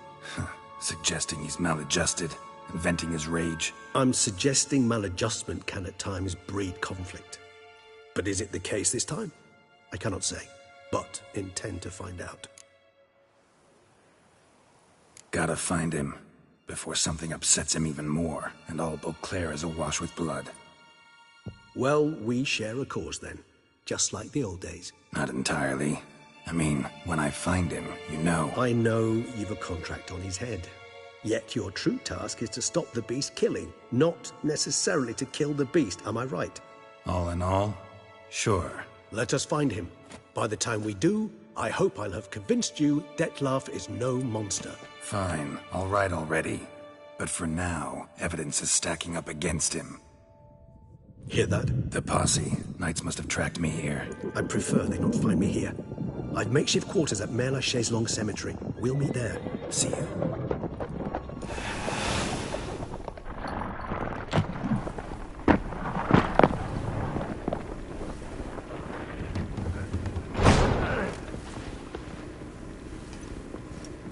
Witcher, we flew here as fast as our courses would carry us. Yet I fear we're late all the same. Pray, where is the beast? Still investigating. About to inspect this site. Withdraw your men before they trample all over the evidence. Sirs, we must let the Witcher do his work. Milton's murder cannot go unavenged.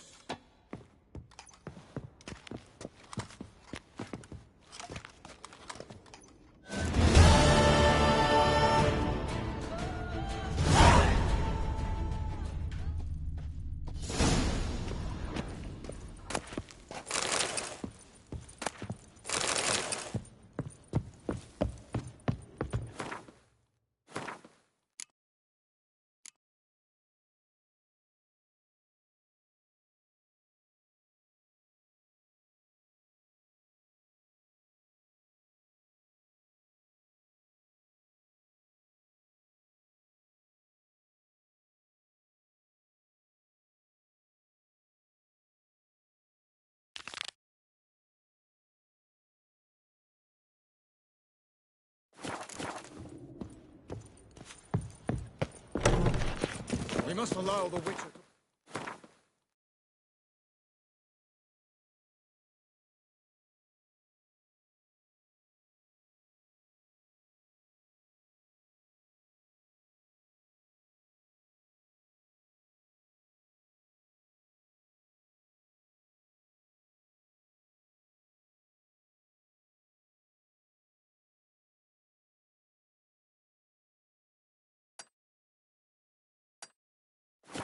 Pray.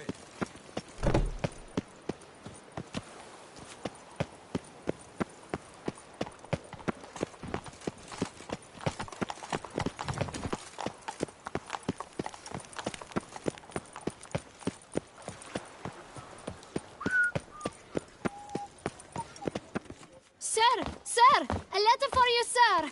Letter? Who from? Can't rightly say, sir. I was just to deliver it.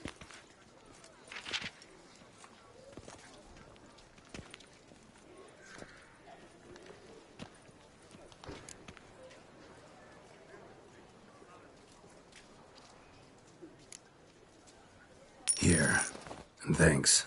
No, sir. Thank you. And I truly hope I'll be of service again.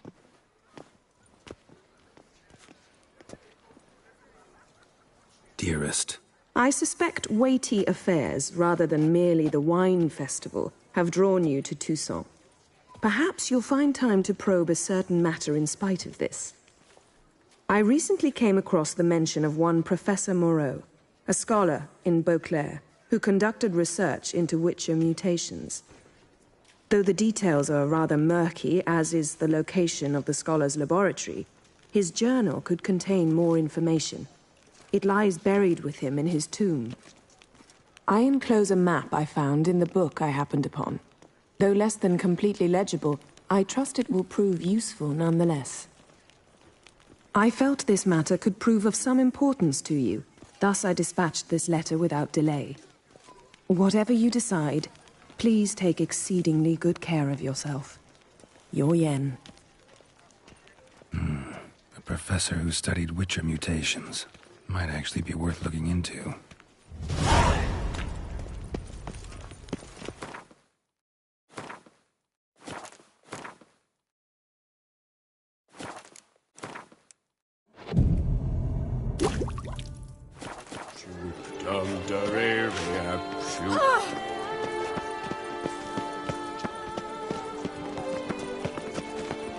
Oh!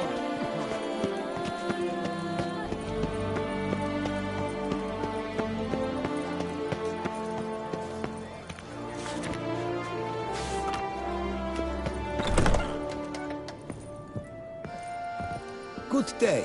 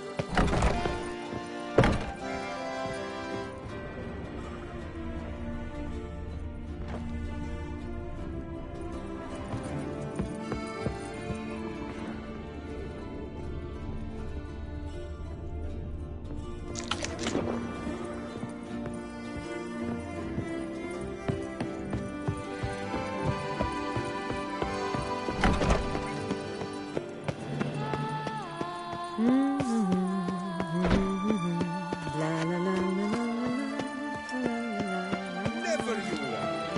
The air here is such that one is never hungover. New money.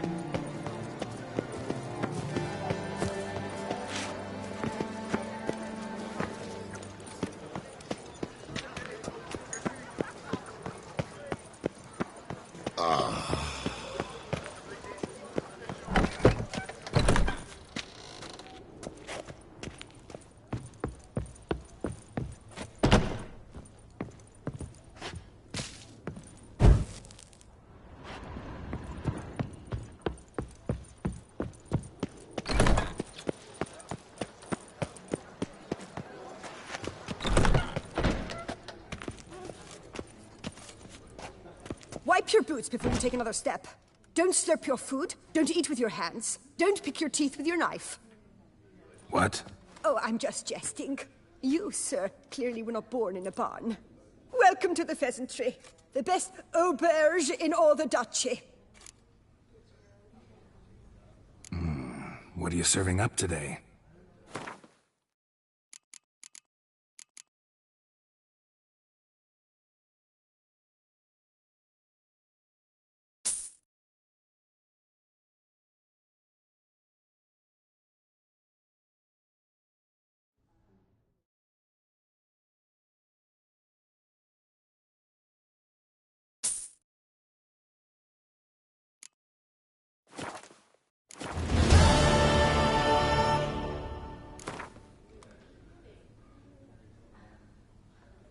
I know you're busy, but round of Gwent? Drink and be merry. Thus spake the prophet Lebioda.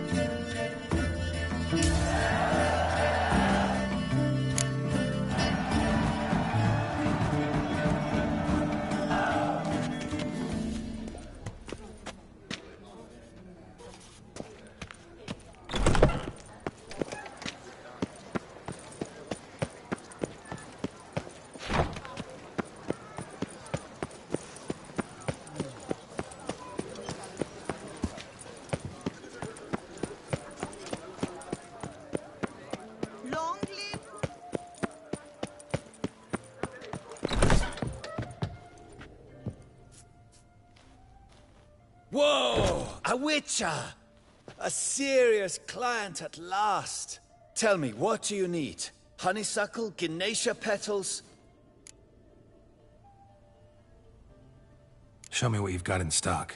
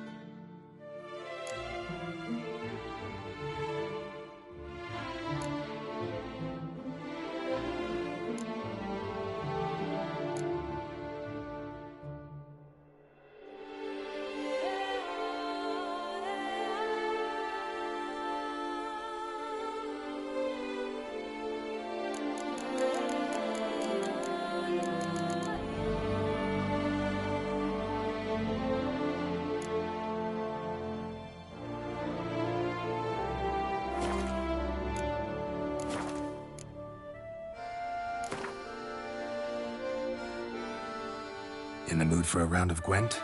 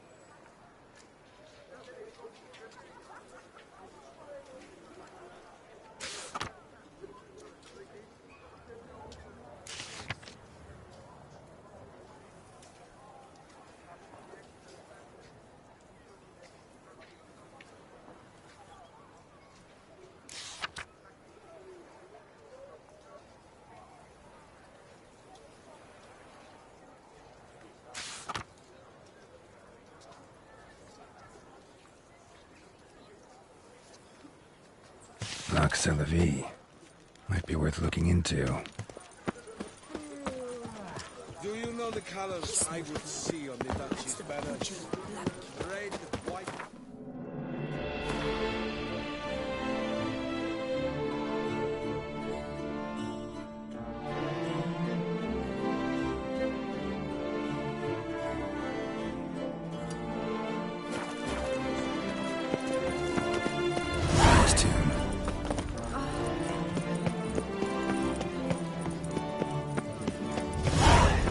I'm my own master with a bottle. Appearances Disperse! The exhibition of the Red Aubrey Monument will remain closed until further notice. Closed? Why, we wrote an entire receipt. You're a cheat. Give it back! Your tickets remain valid.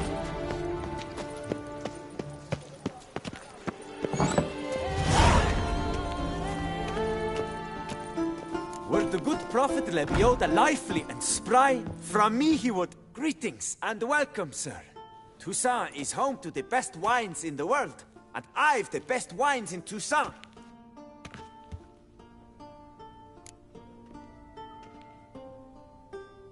Show me what you got.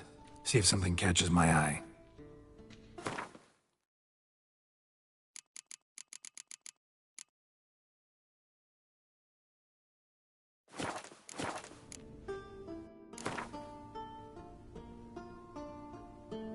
Care for a round of Gwent?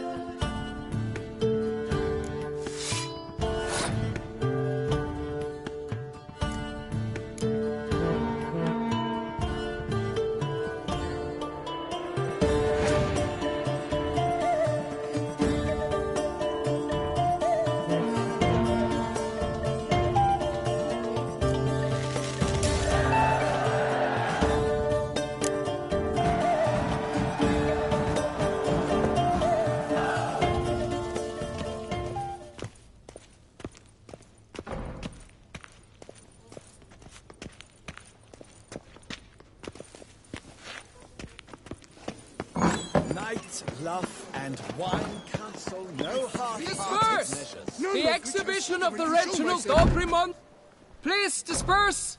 The exhibition is closed!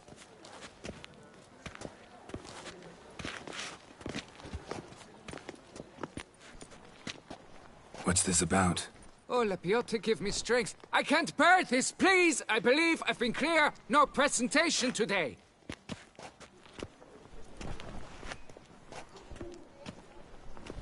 Oh, wait! Are you not that famous witcher, Geralt of Rivia? I believe I have work for you. Saw your notice. Mentioned a monument? The matter is a delicate one, but mind you, I pay well. Alas, I can say no more at this stage. Interested? The statue. Just tell me, what's the problem? A picture's worth 1,000 words. More, I dare say. Come with me. I'll show you.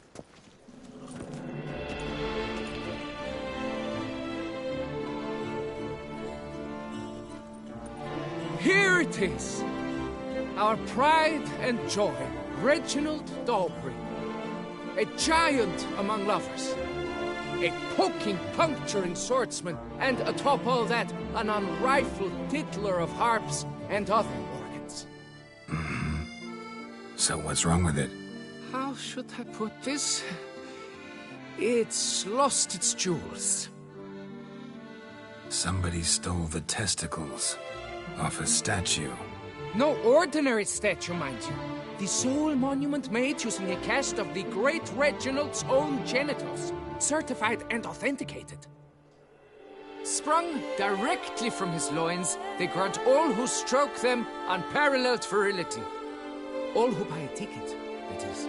Thus, you must retrieve those stones. Got my attention. Now tell me about this Reginald, all you know. There's so much to tell. Legend has it he and the architect Pharamond planned and laid out Beauclair. Impressed already. In particular, Reginald took great pains to devise escape routes for lovers caught with their pants down. Literally and metaphorically. He later made frequent use of them himself. Not out of fear, mind you, but to avoid having to kill his rivals in duels.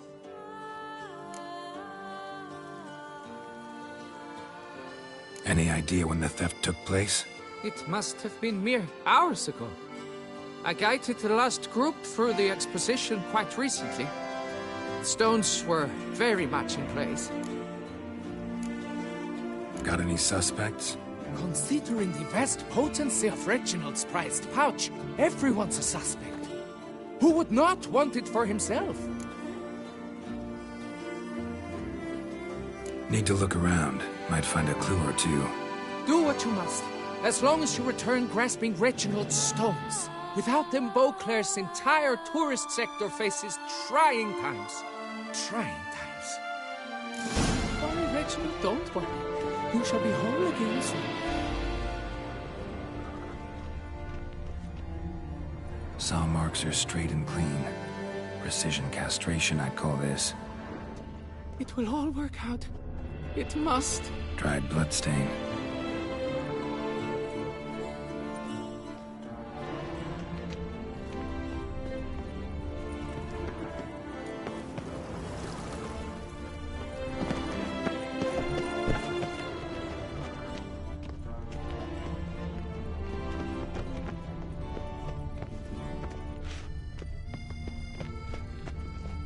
I feel faint. My head spins. Piece of coat fabric caught on the nail. Heavy on cologne. Smell it'll lead me to the thief. It will all work out. My heart's about to burst from a surfeit of beauty.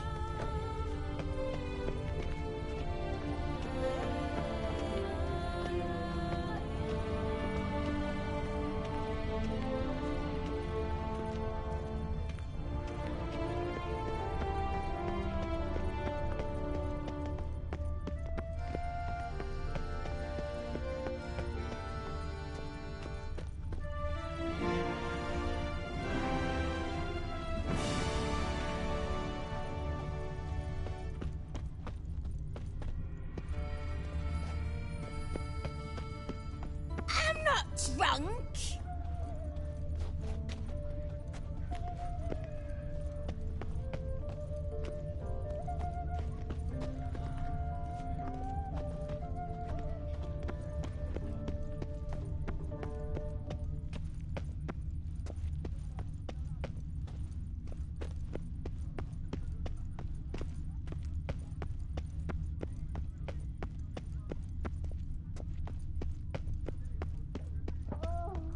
Scent leads to this door.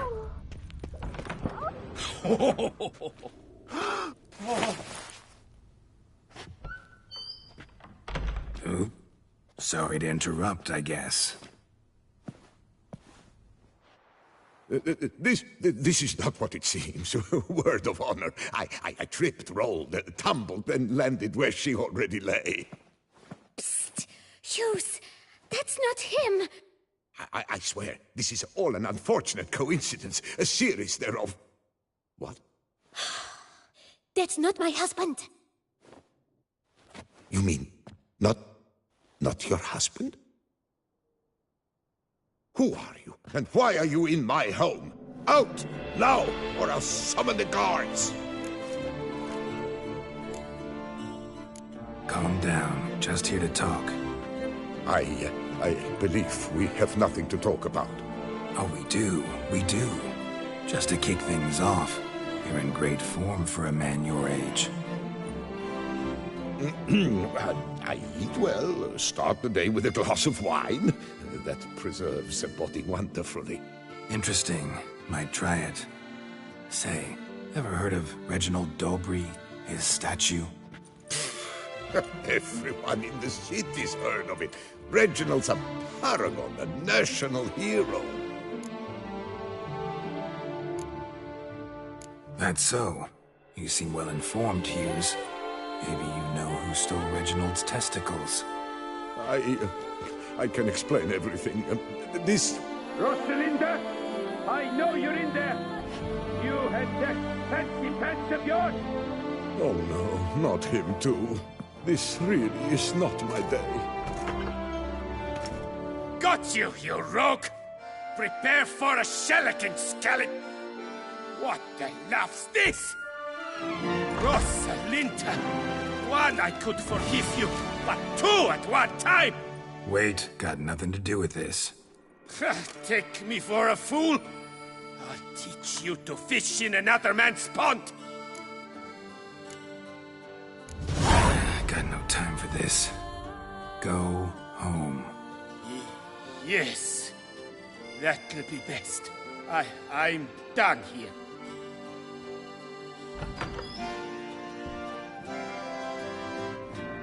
I don't know you, but that would have gone horribly for me had you not intervened. I thank you for saving my skin. Mm-hmm. So, time to talk. Rosalinda, my dove, please allow us a moment. All right. I admit I stole the stones. And you will never believe it, but they work. Today, Rosalinda and I, well, 3 times and counting. 3 times? Impressive. Isn't it? At my age. That's more than the entire last decade. All the same, you stole those stones and you gotta return them. Listen, perhaps we might strike a deal. Hmm? Let me keep the stones. I'll pay you. Grant me this, I beg you. They've made me young again.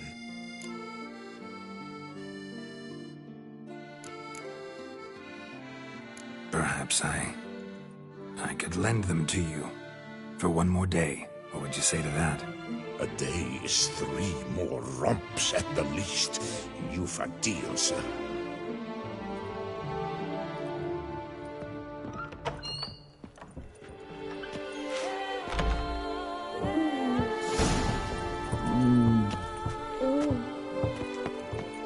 Kiss a doze ass.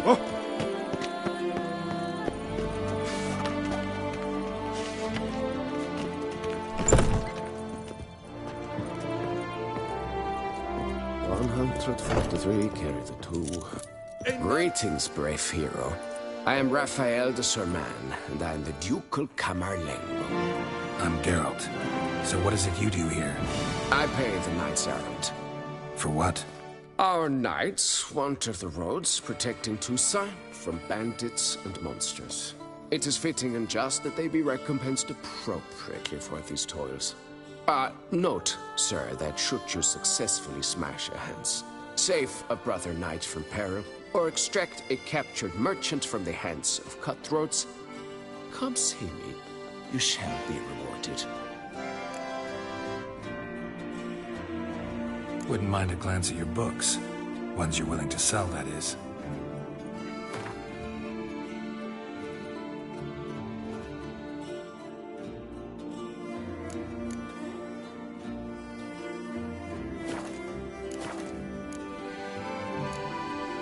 Can't help but be curious, but where do the funds for those payments come from? The ducal treasury, of course. Her illustrious Highness Anna Henrietta assigns great value to bravery and selfless patriotism.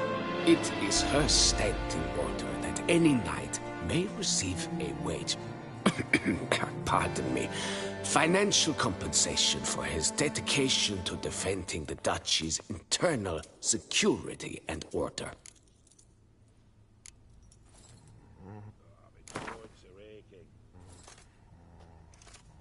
Wouldn't happen to play Gwent, would you? It's a peculiar cross between a Luz woman and a Scot, which is to say, he's a ploughing know-it-all.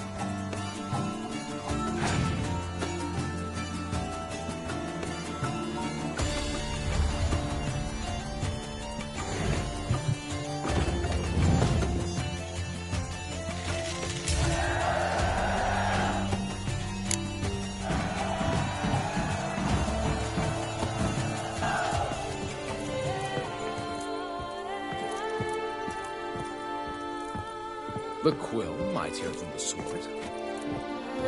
The sword is very short, and the quill...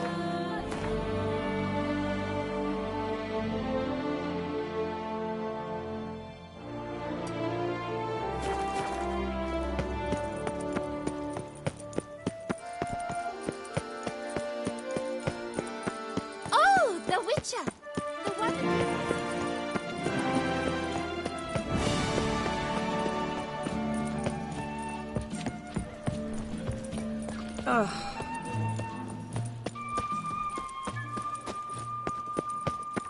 Drumming up work for yourself, Witcher?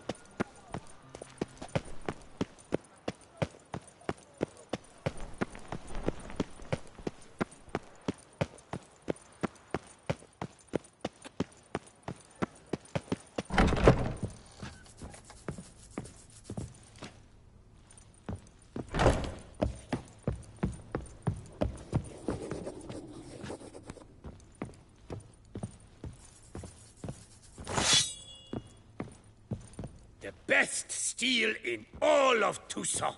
Take a gander. Show me what you have.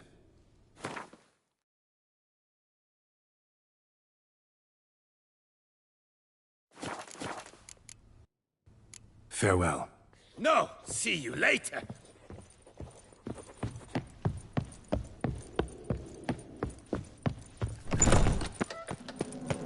Ah, the serendipity. I'm so glad you're back.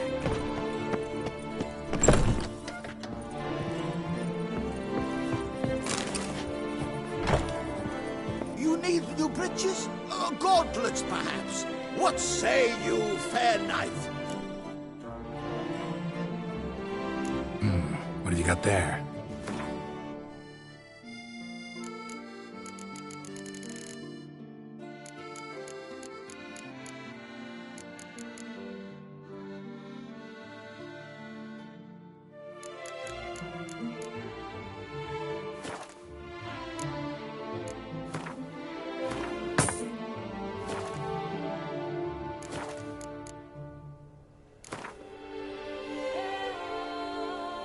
Up for a round of Gwent?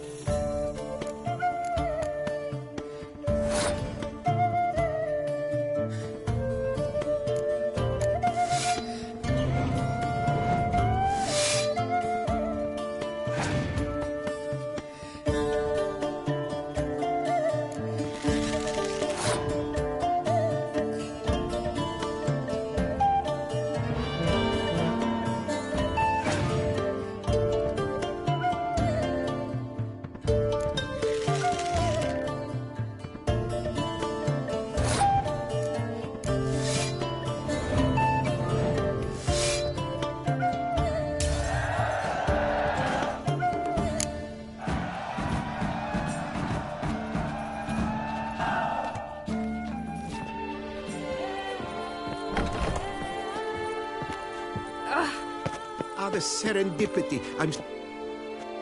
Master Witcher, what luck to happen upon you. Got work for me? New contract? Of the contract in question, you acquitted yourself beautifully years past on your last sojourn in Beauclair. I was in a bit of a bind at the time, do you remember? Yet I swore a solemn vow to pay you in full one day. Guess it rings a bell. Sadly, you went on your way before I could settle matters with you. So, I took your coin and placed it in an account for safekeeping. What kind of account? A savings account at Cianfanelli Bank. You need but walk in and withdraw. The sum must be rather substantial by now. Thanks. Head over there first chance I get. Gotta stop by then.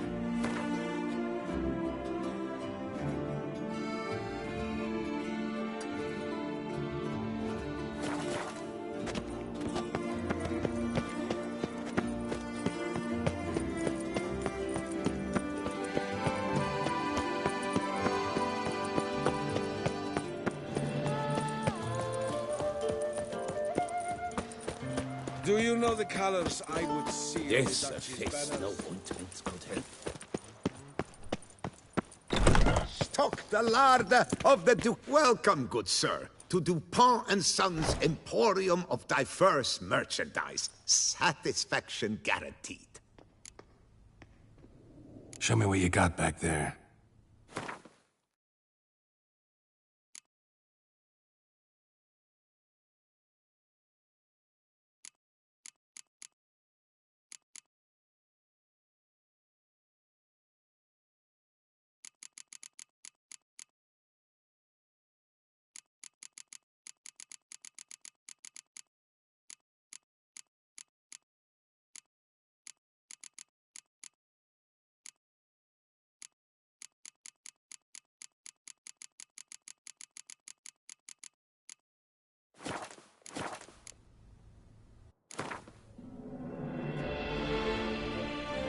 Instead of chatting, why not a quick game of Gwent? Shan't find anything better in all Toussaint.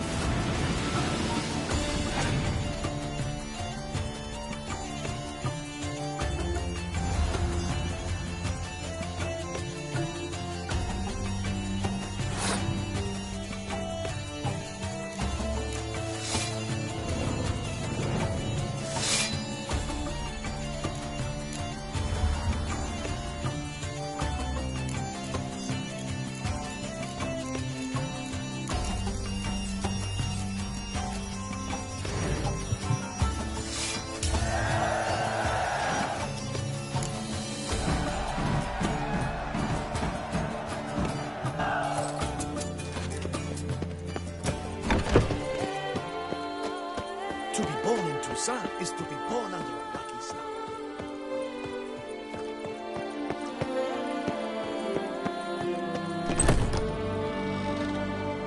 From the shortcuts? Welcome. Herbs freshly picked, dried, powdered. Whatsoever your heart desires. Let me see what you got.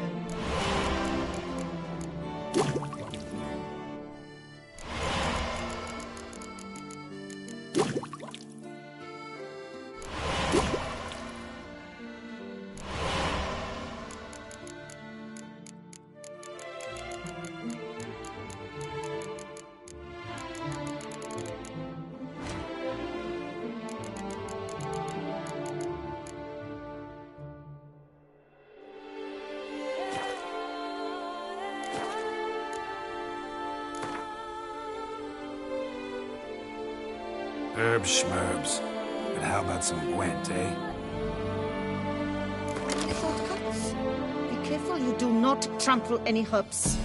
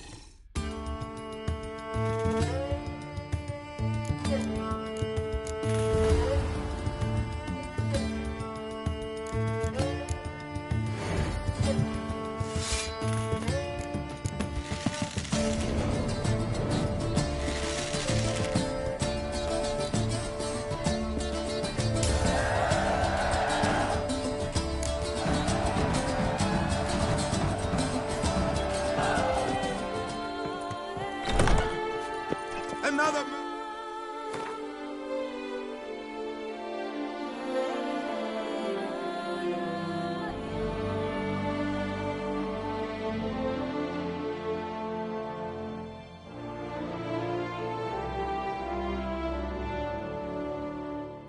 By the horrid beast!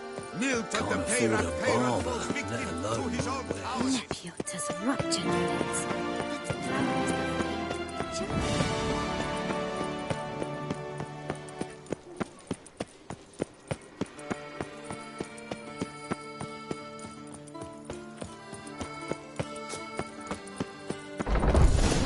Place for a bank. Welcome to Gianfinelli Bank, where we look after your coin as if it were our own, and the customer's always right. How might I be of service?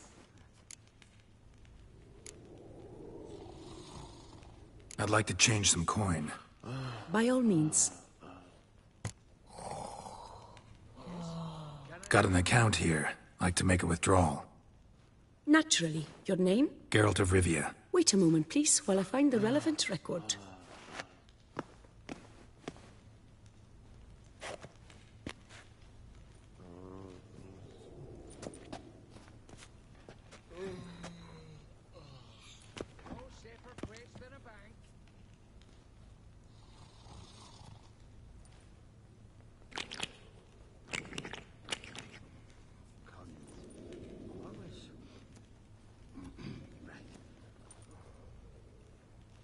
I'm afraid I can't help you. Extraordinary circumstances, you see. There's a note in the records. The account holder is dead. That's inaccurate, as you can see. It's some kind of mistake. The note is clearly an error. To reactivate the account, you'll need permit A38. For more information, please go to window number 1. All right. Where's window number 1? What's that?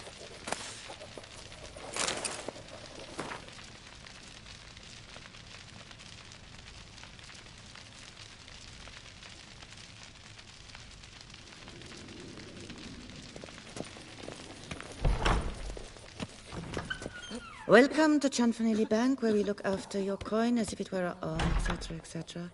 How can I help you, sir? I'd like to reactivate my account, so I need a copy of permit A38. Wrong window, I fear. Happen to know where I can do it then? Let me think. Perhaps upstairs? In records? Or downstairs in the archive? You must ask them, sir. Do just that. There's a catch. Oh, an order.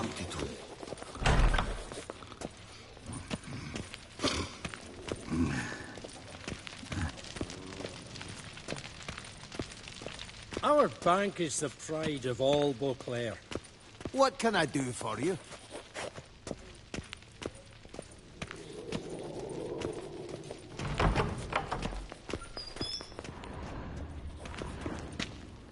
What is it?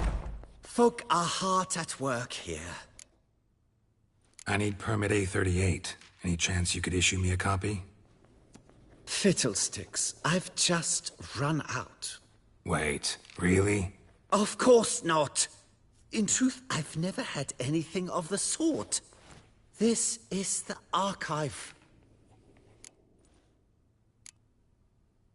Listen, say I made a small donation to a certain member of the bank's staff.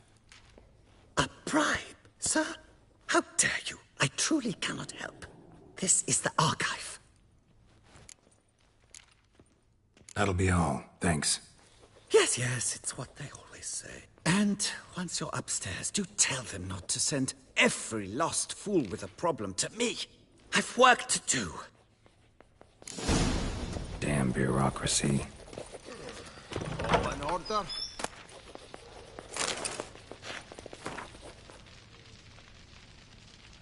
Yes? You've a concern?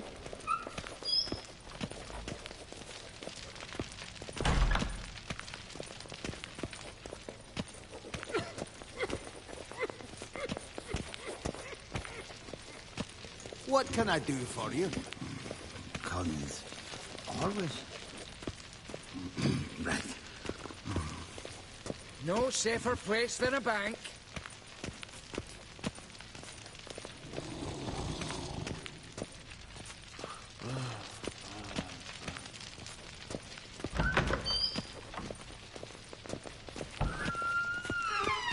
Sorry, gotta get through. Hold there. What is this? Back off the queue, sir. Welcome to Chanfanelli Bank, where we look after your coin as if it were our own, and the customer is always right. How might I help you? This where I get permit A38? Naturally. Just hand me your Form 202, please. Form 202? Just what are you trying to pull? Sir, I'm not pulling anything. Just following procedure. Permit A38 can only be issued upon presentation of Form 202, as stated specifically in Ordinance N60. Please, go to window number 1. Just came from there. Never mind. Be back shortly with Form 202.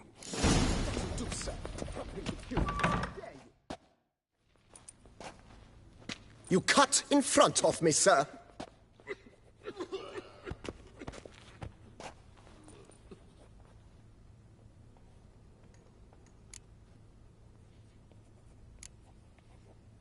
Well, couldn't really give a crap. You boor, you churl! I will not stand for this! Just you wait, I'll teach you some manners! Go on, hit me.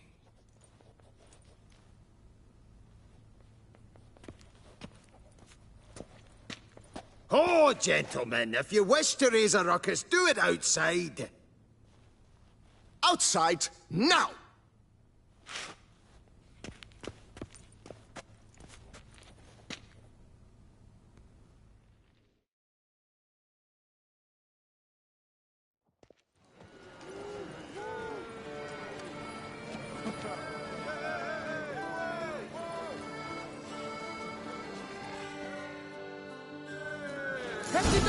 What? Lost your nerve? I wager 10 on the one on the right. I shall teach you the meaning of decency.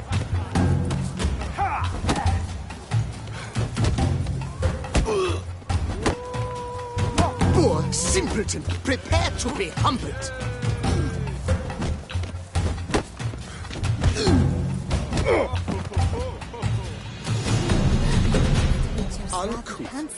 I shall teach you the meaning of decency.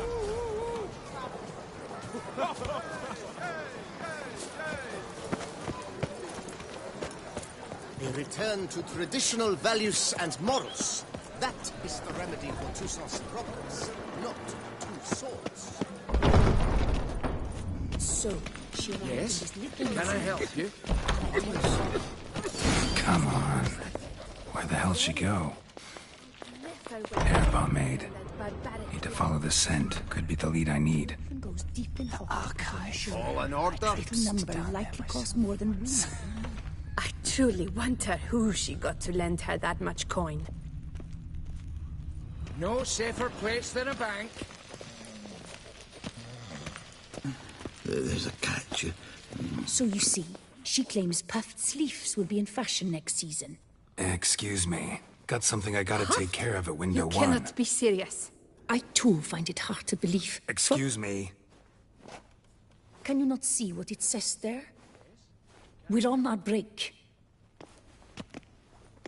Celine, darling, sign this for me, will you? Oh, there you are. Listen, there's something We're on break. Ah, you try to be polite, it just never gets through.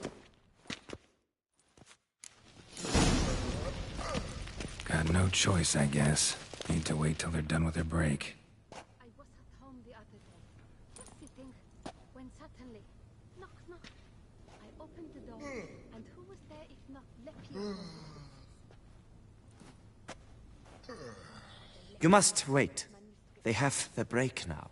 I've not had time yet to look through that. So, what do you hope to get here, my friend? Permit A38. Though, guess I need Form 202 as well now. Form 202. Easy peasy. Certificate P. Now, that is a challenge.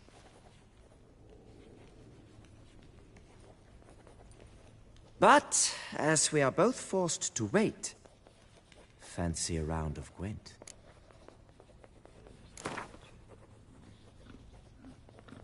Why not? Let's lay him out. Now, that I understand. I'll start arranging my deck.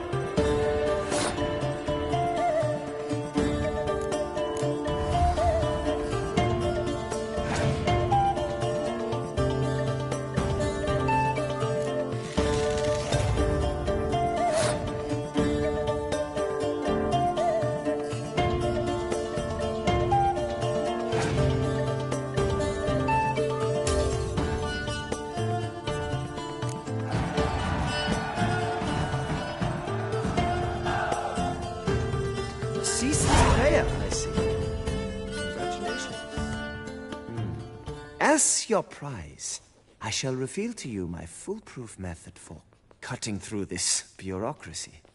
Nothing ever comes of using the normal channels. I have seen them try everything. Magic, hypnosis, bribery. Nothing works. Might as well go if nothing works. There's nothing I can do. Be kind. Be pleasant. This and only this. The woman here, she sits at her window 12 hours each day without hearing so much as a good day from anyone.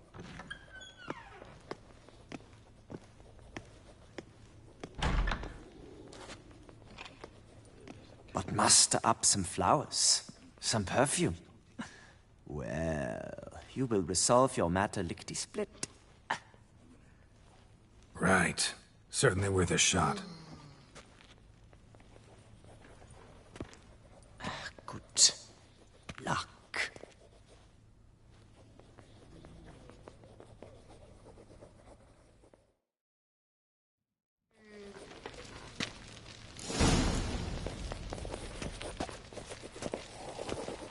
Welcome to Chanfanelli Bank, where we look after your coin as if it were our own, etc., etc.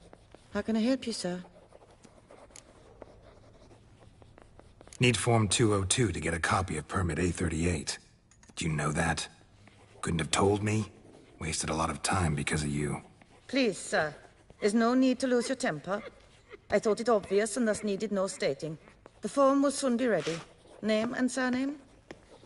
Geralt of Rivia. Let me find it. Gedon Gemel. Here it is.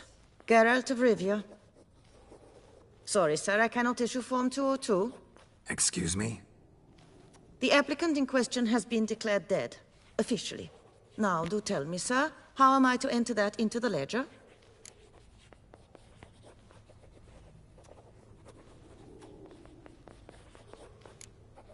Got you some flowers, just to thank you for helping me with my file. Oh, but I shouldn't. For me? Really? Match the color of your eyes. Oh. You, sir, are quite the charmer. Ah, please, wait a moment. I shall fetch Master Chanfanelli. Perhaps he'll arrange something that excludes the paperwork.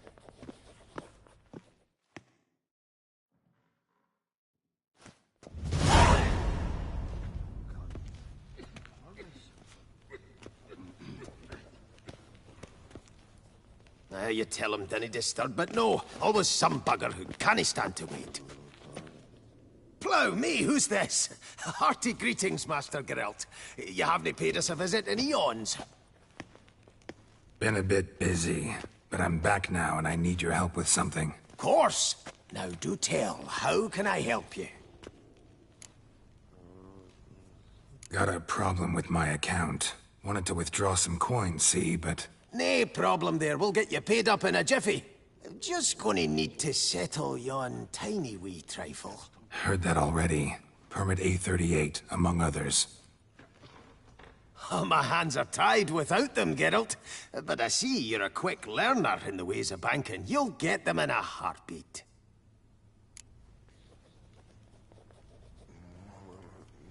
Chanfanelli, no more excuses. Pay out my coin, now. Come on, Master Witcher, for why the ire? There's no need. We'll have it all for you. You just need to see the necessary documents. Got a document right here means a hell of a lot more than any of your forms or permits. Have a look. Her Enlightened Highness, she's hired you. Mm-hmm. And as her personal emissary, I demand access to my account, right now. Aye, Master Witcher. This way. So how's the trade these days, Master Witcher? Can't complain. Good for you, because in our neck of the woods, things are dark, dark shite. Wine sales are stuck in the muck and sinking deeper. It's the fucking wretched names, I tell you. Folk out with the duchy haven't any notion how to say Cote de Blessure and all that. It twists their tongues in bloody knots. Makes them ashamed to ask for it. Done. Deposit box 256. Last one on the right.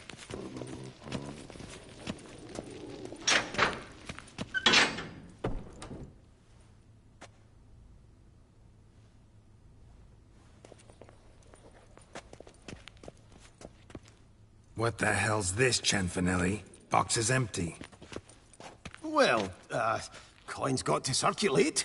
So when we learned you were dead, Master, we, circulated yours. Purchased stocks, bonds, invested in a few vineyards. Before we knew it, there was hee-haw left in the box. Really ought to call it what it is. You robbed me, plain and simple. Nay, Master Witcher, never. I wouldn't dare. Oh, you'd dare. And now you'll answer for it. Open the gate. Master Witcher, I'll pay it all back, every red copper. I swear it on my nana's beard.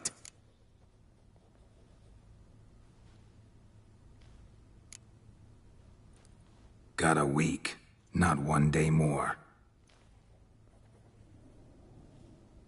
You shan't regret this, I swear. I'll rustle it up, have it ready for you in 7 days. Mm-hmm. See you then.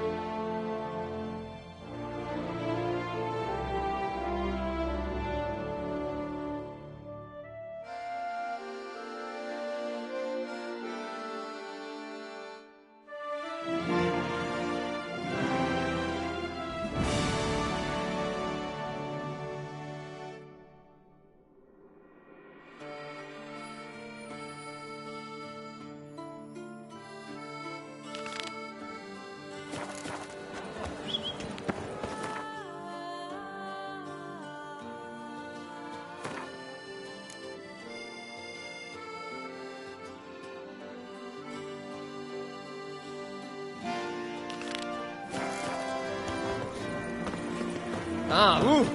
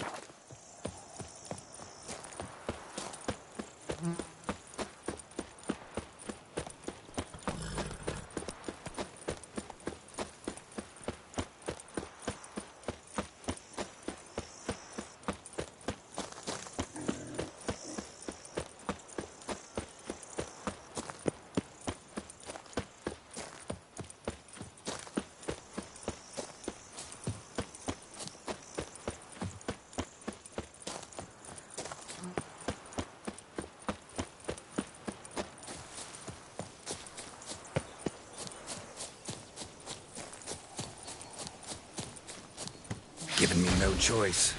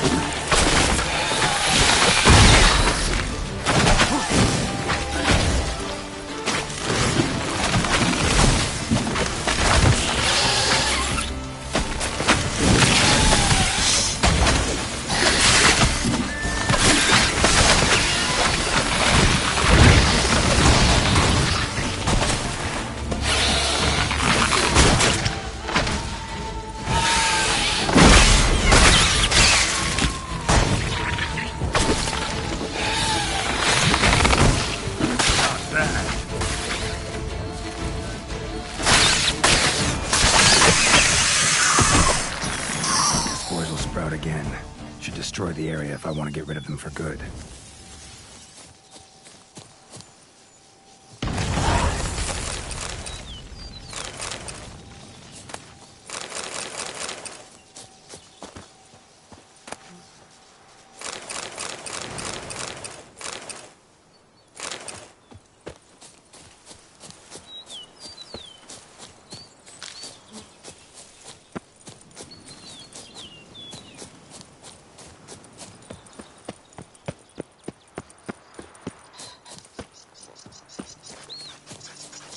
I'd rather be an eagle than a quail.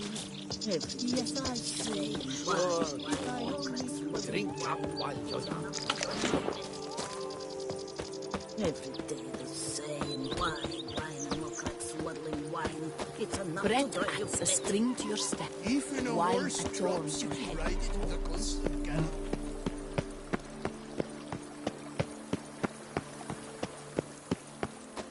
Welcome home, sir. I am Barnabas Basil Fawlty. By order of the Duchess, I shall serve you as Major Domo of Corvo Bianco. I previously served with distinction at the Nibli family manor and in Nazaire with Admiral Rompali, who, as you are certain to know, is an extraordinary demanding gentleman. Whoa, Barnabas Basil. One thing you ought to know. I'm not your typical landed gentleman. Truth be told, this is the first real property I've ever owned. Oh, in that case, you must leave it all to me. I shall organize, see to everything, and whip the house into order. I dare say this place will soon be the most prosperous vineyard around. Great. Can already see I'm in good hands. Vineyard comes across as a place with a rich history. Know who owned it before me? Baron Rossel, who went bankrupt, forcing him to sell the estate to the Duchess. The Baron, in turn, had purchased it from Monsieur Bolius of the Headsman, a truly colorful man of Ketweni origin. He was actually a headsman? No, not him, but his great-grandfather. Indeed. Apparently, he was a common cutpurse who somehow secured for himself the post of ducal headsman in Beauclair. Went about his work with an exceptional penchant. They say he chopped off more heads than there are grapevines in the ducal vineyards. He never hesitated, not once. Never sliced unevenly, never botched a job. For his exemplary service, the Duke granted him a title and this estate. Monsieur Bolius, on the other hand, was an engineer in his younger years. Once retired, he settled here and took to producing wine. Sadly, misfortune struck and he lost his sense first of smell, then of taste. Additionally, he could not drink alcohol. His medic forbade it. Shame that. He gave up making wine? Not at all. He made even more of it. Began throwing wild balls to which he'd invite friends from far and wide in order to treat them to his wine and delight in the fact that at least someone could enjoy it. It's the sort of man he was, Monsieur Bolius. Mind giving me a little tour de Corvo Bianco? Not in the least. Follow me, please. I think it would be practical to begin on the hill.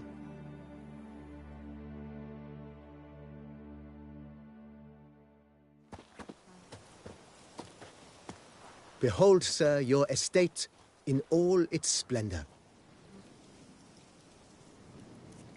Pretty vast.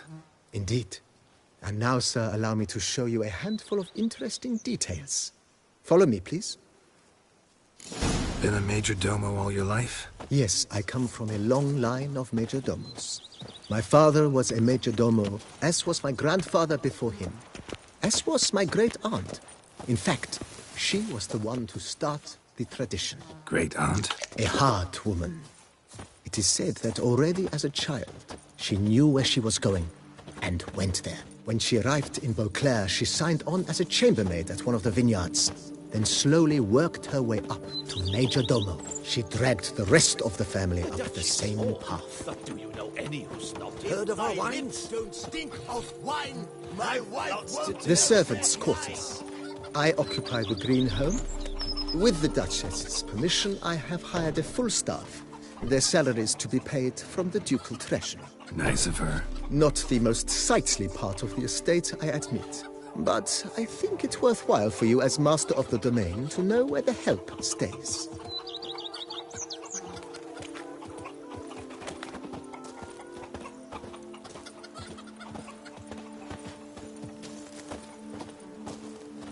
Baron Rossel ordered the vines in this part of the estate uprooted and olive groves planted in their place.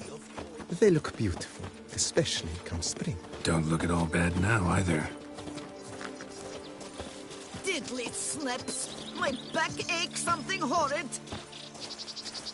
Down below lies your vineyard, where we grow a strain of Carfanere, one of the world's oldest. Aged in oak barrels, it provides for an exquisite wine with distinct blackberry, wild cherry, plum, and cinnamon notes. Marvelous. Have to try it one of these days. Did you hear about the monster that attacked the Cuteran estate? They say it slaughtered them all. The worst sort of Dankelstones. Nice well. Picturesque. Yes, though it ran dry long ago. During the raucous feasts Master Bolius held, he would order it filled with wine. There's a tale about a guest attending a Bolius ball for the first time and thus unaware of the custom. He had suffered great heartbreak and had decided to end his life by jumping into the well. The festivities were coming to a close, and the well was nearly empty when the suicidal guest finally jumped. Instead of killing himself, he merely broke his legs. To numb the pain, he drank the wine. Drank himself to death? Not at all. When found the next day, he had concluded he'd witnessed twin miracles. The water had been changed into wine, and he had survived. He retired to a monastery in the Dragon Mountains and began preaching the wisdoms of Lebioda. Is a man whose wives like to thump his head.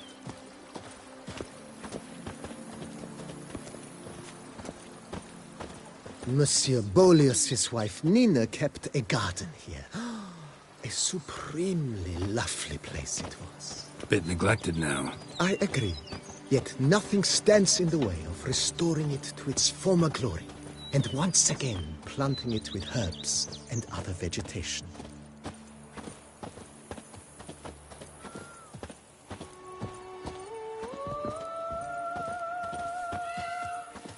Madame Nina planted diminutive, delicate flowers and herbs here.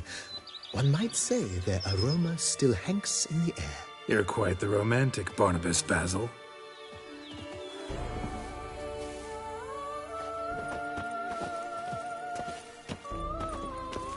But a few drops of wine, and lo and behold, I see better.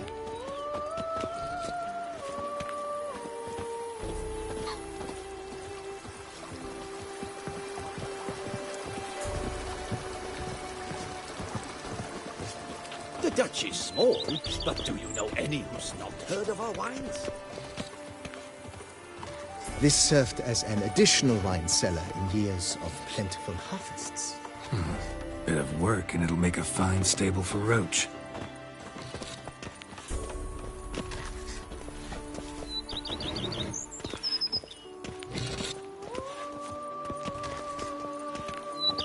The cellars, voila.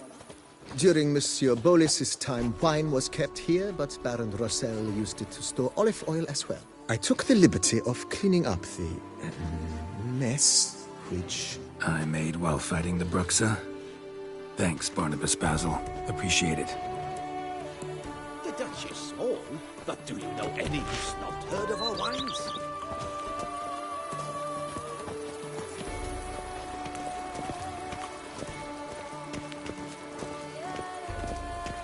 As you can see, the facade is, to put it, slightly stained.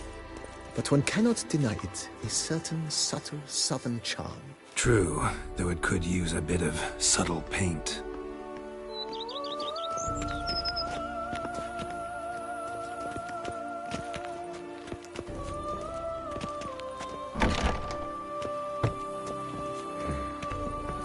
And welcome inside.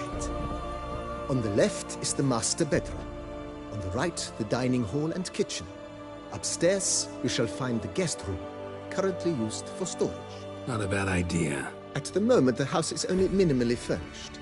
Yet I believe we will, together, devise some innovative arrangements. A few paintings, for instance, would breathe new life into the abode immediately. With that, sir, you've seen the full lay of the land. Corvo Bianco is a beautiful estate. One must admit, time has taken its toll. Forgive me for being forward, but if you were to choose to invest a small sum towards its beautification, consider me at your service on the matter. Think I'll take you up on that. Be sure to come and see you if I decide to do any remodeling.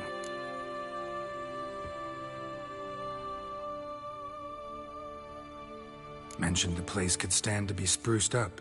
Oh, most decidedly, sir. The question is where you would like to begin this rejuvenation.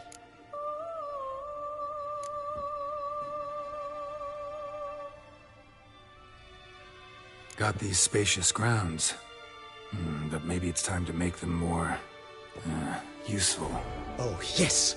We certainly should. The way I see things, given your trade, sir, you would be wise to put in a grindstone and an armorer's table.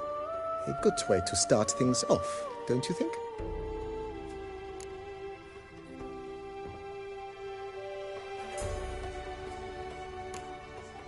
In my trade, my blades get dull pretty quick. Could use a grindstone, professional grade. Of course. No one would consider that an unnecessary extravagance, I would wager. Then send out for one, please. A high-quality stone to be set up in the yard. Of course. I shall send a runner to town at once. I believe you shall be grinding to your heart's content by tomorrow. Will you be needing anything else, sir? My armor needs work from time to time. You know, oil this, reinforce that. Could use a decent work table where I could do all that. Admiral Rompali once hired a specialist who made the finest armorer's tables this side of the Yaruga. I will contact him at once. Good. Order me up a table like that. Immediately, sir. I expect it will take at most 1 day to arrive. Will you be needing anything else, sir? Been thinking about the outer walls. Maybe a fresh coat of paint or some patching. If I might dare to make a suggestion, why not start with a general renovation? I once oversaw such work at Admiral Rompeli's summer residence. The effects were simply breathtaking. Not only did the residence positively sparkle afterwards, but we also made room to display the Admiral's armor and weapons, of which he was a passionate collector. It's in your hands then. Make the place shine. I shall get to work immediately. Within a day's passing, I shall have sent for the crew which rebuffed the Admiral's residence. They are the finest specialists around. Highly skilled at what they do, it shall not take them too long, I wager. 2 days after they begin, your eyes will behold your residence in its refurbished, rejuvenated, beautified state. Is there anything else you require, sir?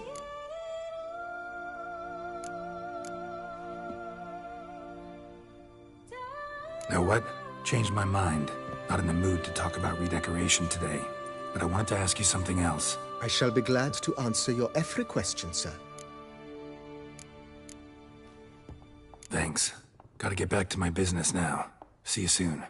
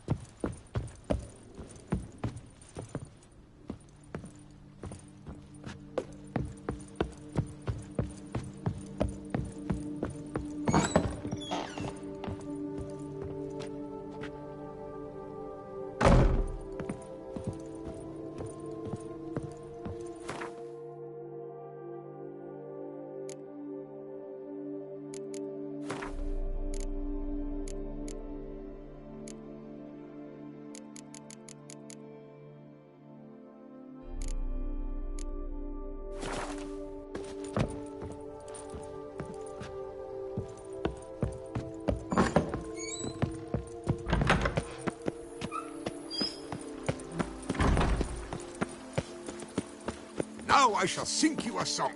1, 2, 1, 2, 3, 5, 6, 7, 8.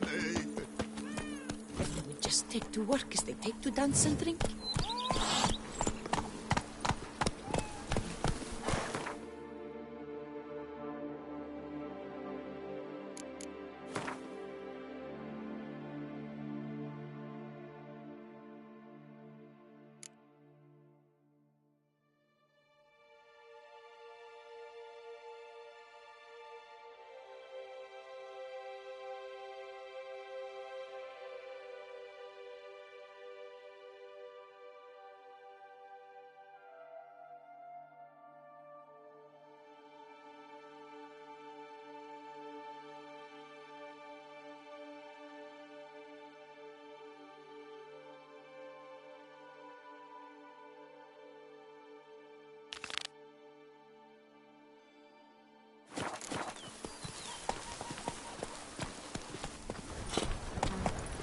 Spriggan that slaughtered the Cooper's.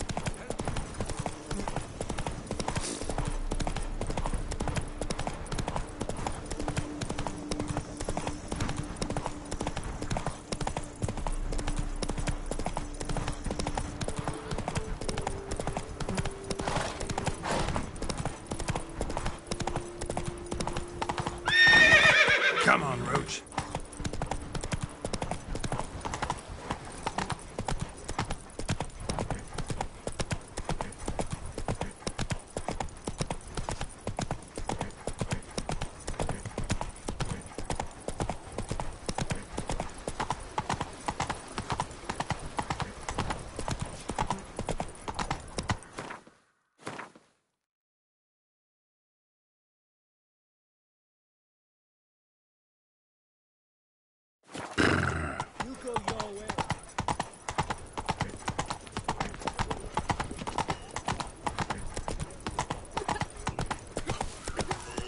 I would kill for a bite.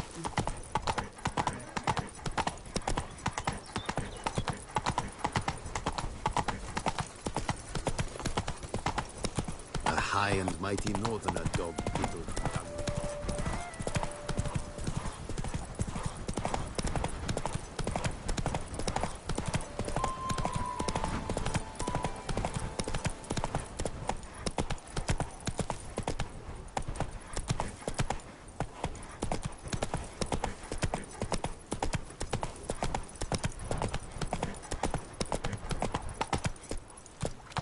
Run, Roach.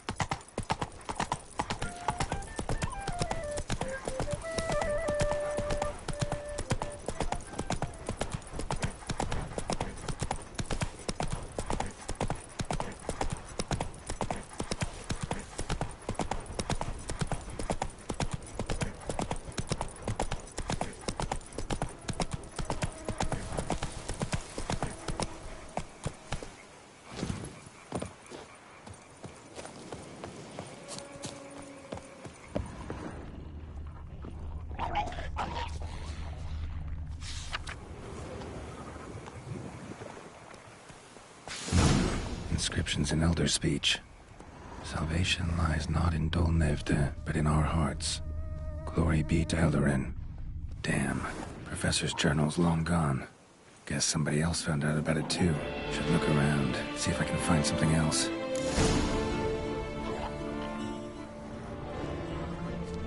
Footprints. Narrow and shallow. Somebody small, light. Woman, maybe? Wonder where they lead. Damn it. Trail breaks off. Wonder if the grave robber learned more than I did.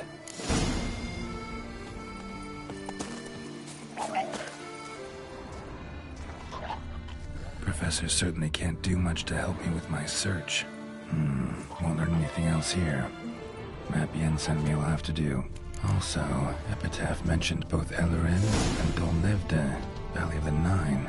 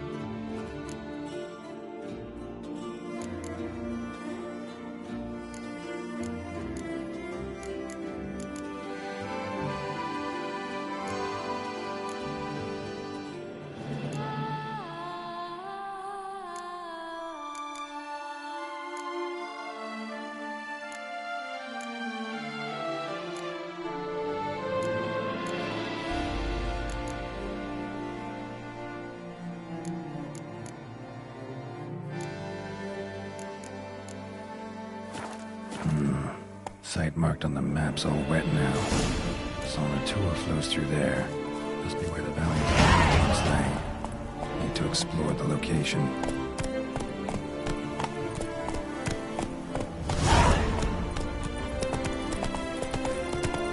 Come on, Roach.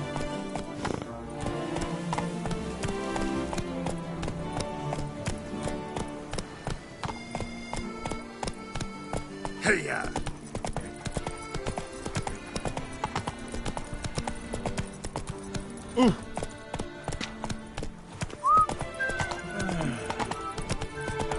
Don't crowd around.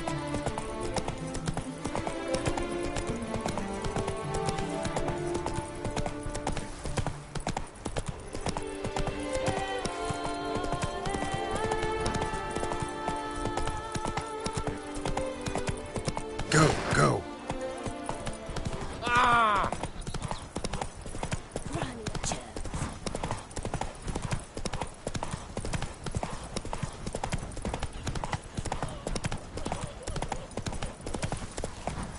Now, where'd you get them catty peepers? That's it, Roach.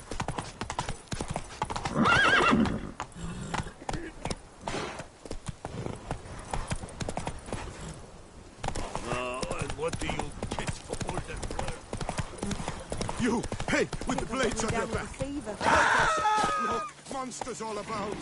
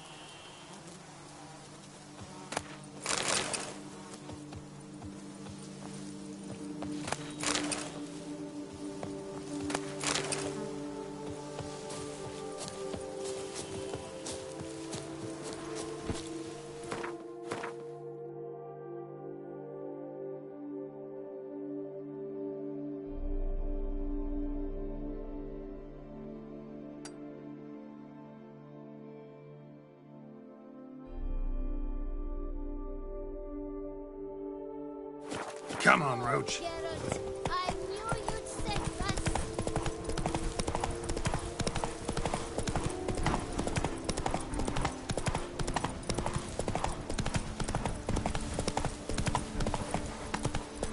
That's it, Roach.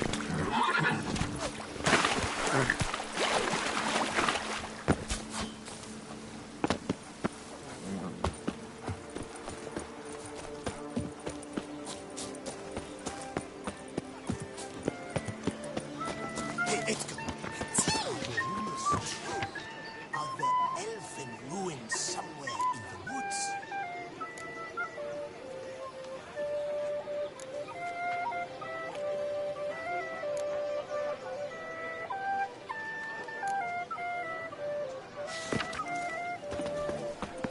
Oh!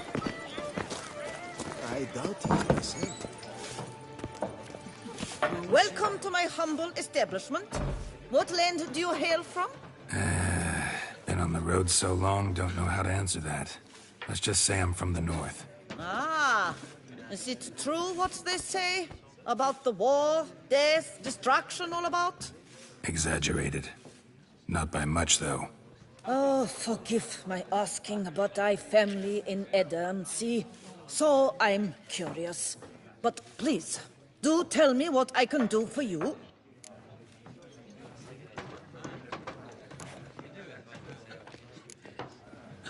Mentioned you have a family in Edern. Whereabout, if you don't mind my asking? In Vengerberg. You've been there, perhaps? Yeah, number of times. It's the hometown of my... of someone very dear to me. At any rate, pretty town, Vengerberg. Also didn't suffer too much during the invasion, from what I know. Phew. That is a relief to hear. A weight off my shoulders, I tell you. Show me what you're selling.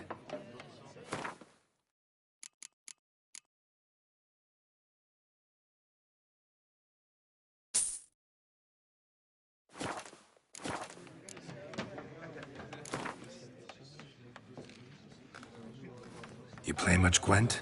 Up for a quick match, maybe? Drink, food. Only words they know.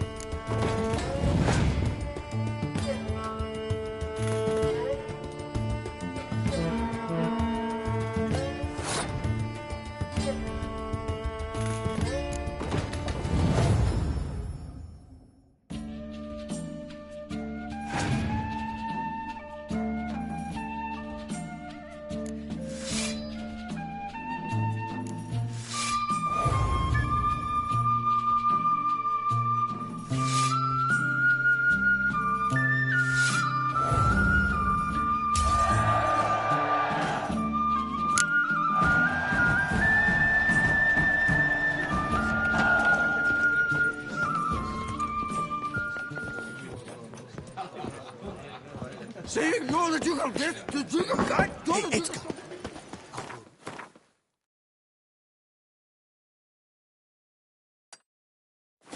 True. Are the elfin ruins? Can't afford a barber. Welcome, Snow White. Wish to look over my goods? Mind if I glance at your stock?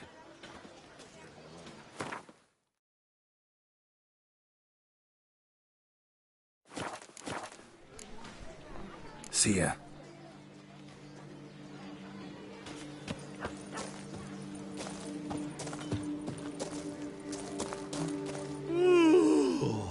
Eh? What's that? Mind showing me your wares?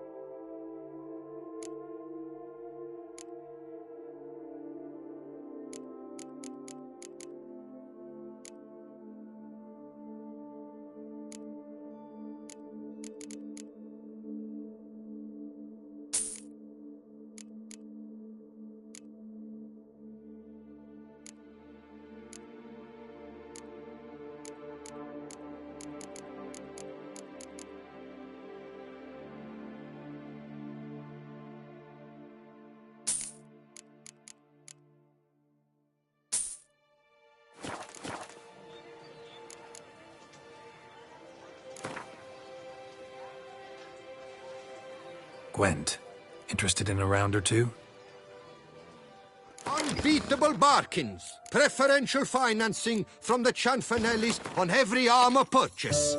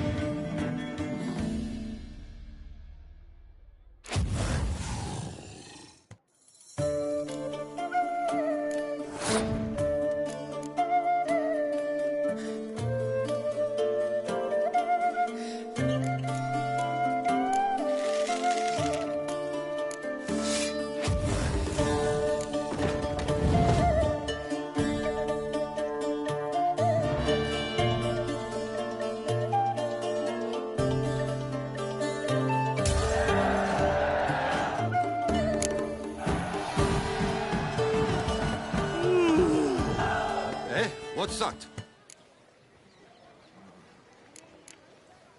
Mind showing me your wares?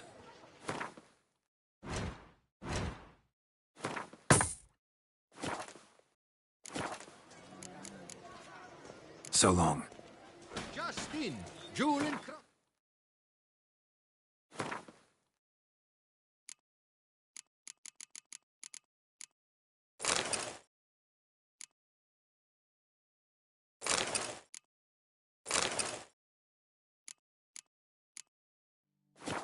Galligaskin.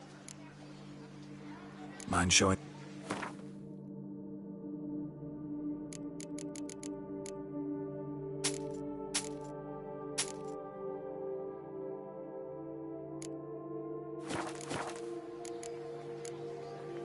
So long.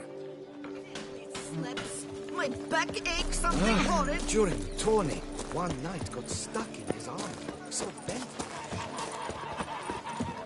Hey, Edgar. Are the ruins Stinky. ruins?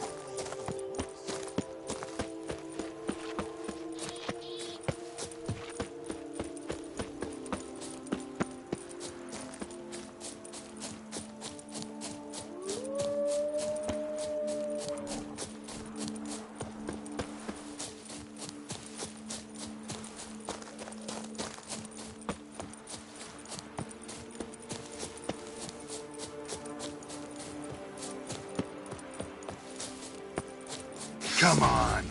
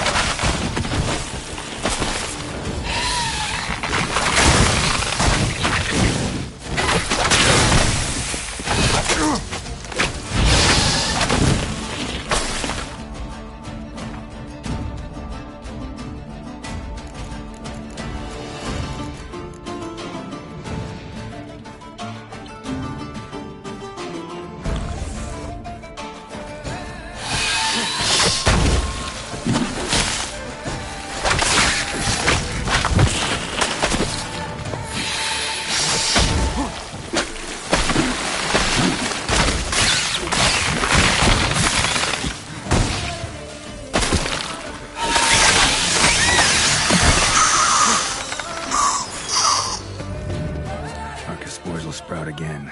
Should destroy the area if I want to get rid of them for good.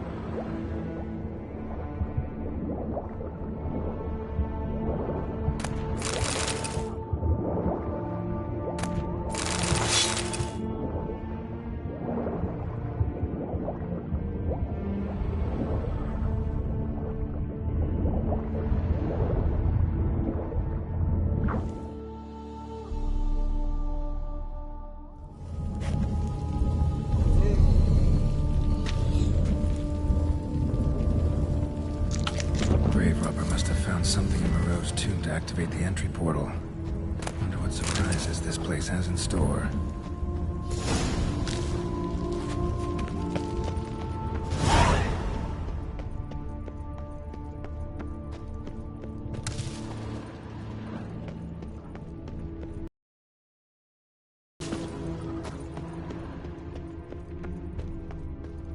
Implanted spikes. Sick sense of humor someone's got.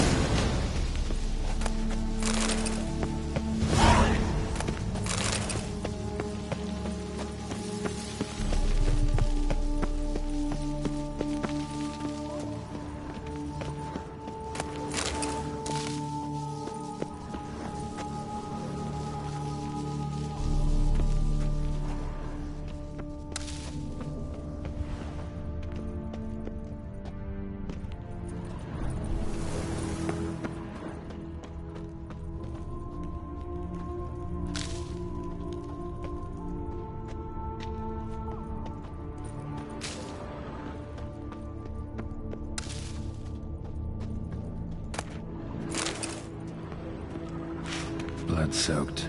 Grave Robber was wounded while attempting the climb. Needed to bandage up. Managed to avoid the Panthers at least.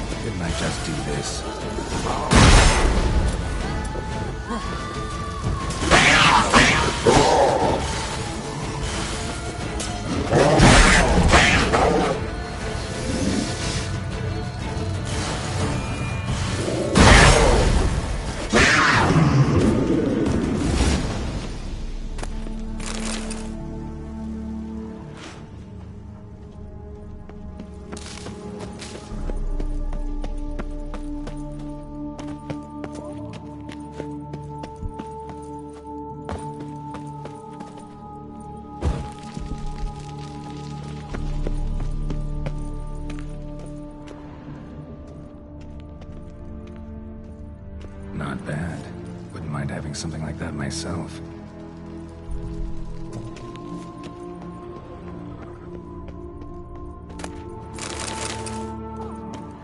Course. Locked. Notes I found mention 4 protruding stones. Gotta press them somehow.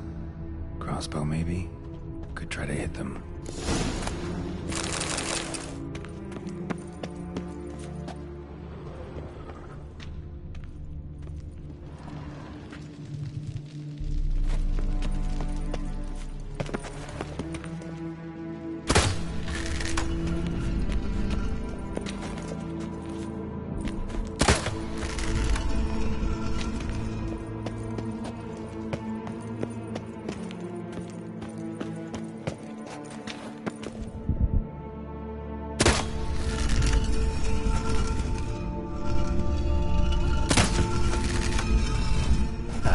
Did it.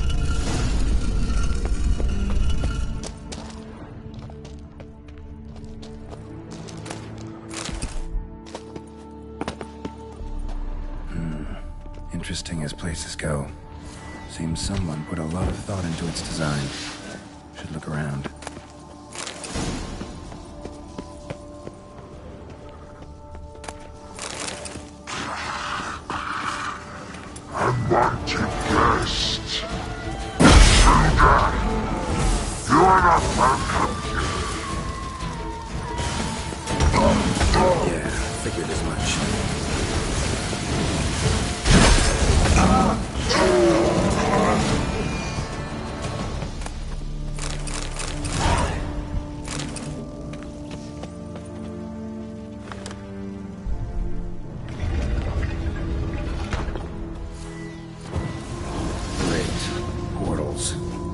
Just keeps getting better.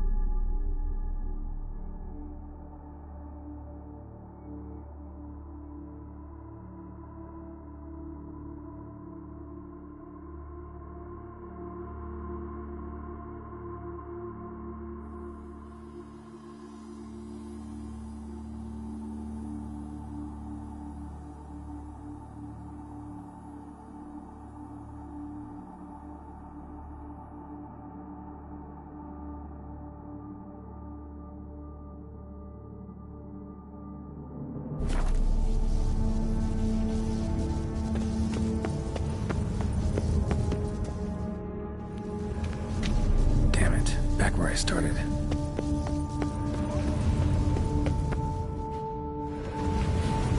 Damn it, back where I started.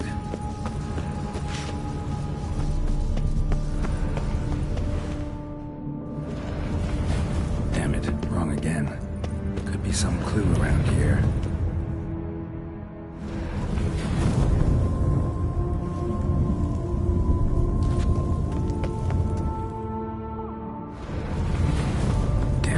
Back where I started.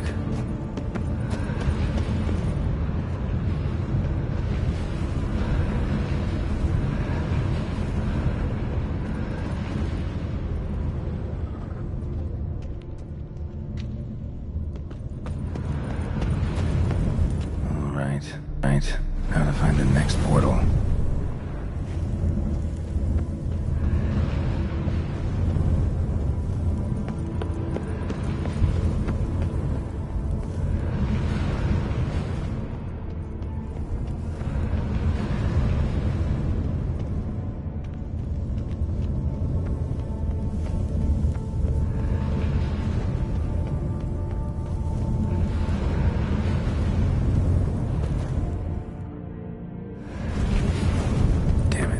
Where I started.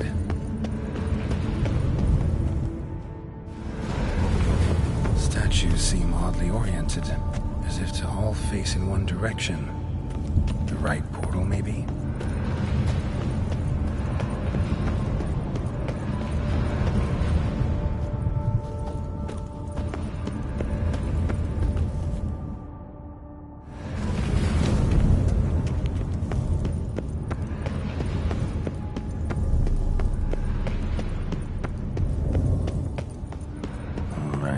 Now to find the next portal.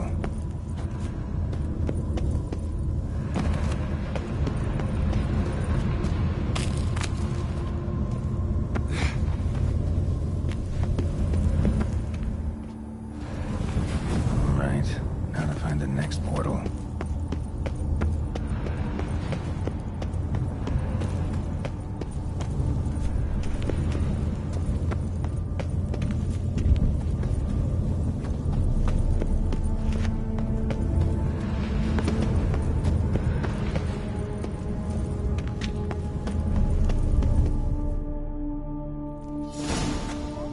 Must be where Moreau had his lab.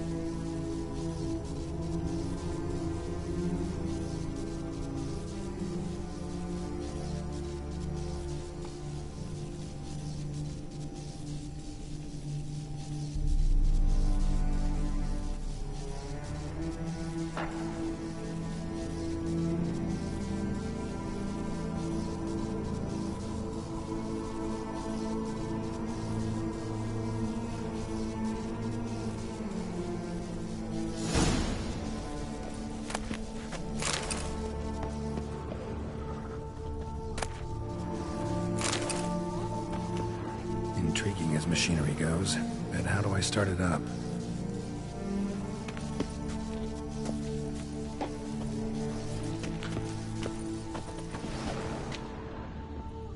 Guessing this man didn't come here willingly.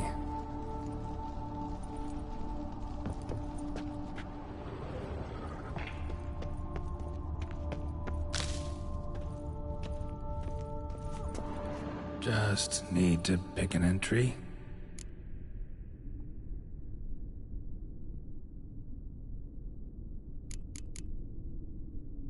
Crystal for this entry's missing. Might be somewhere. Should look around.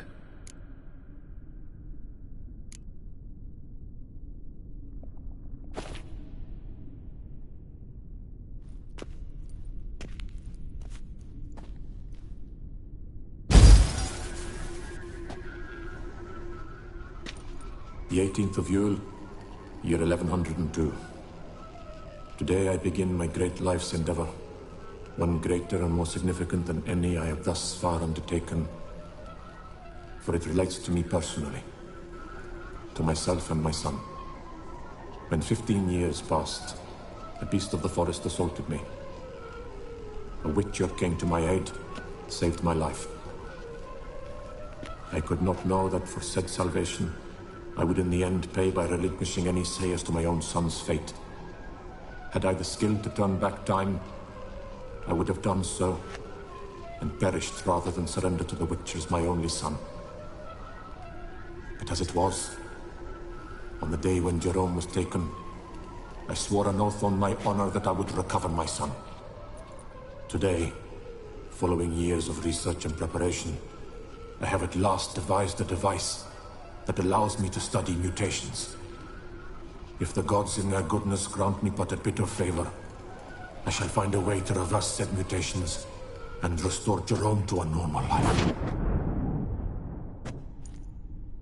So, Professor wasn't out to enhance Witcher mutations, wanted to reverse them. Wonder if he managed, and if there's anything in it for me.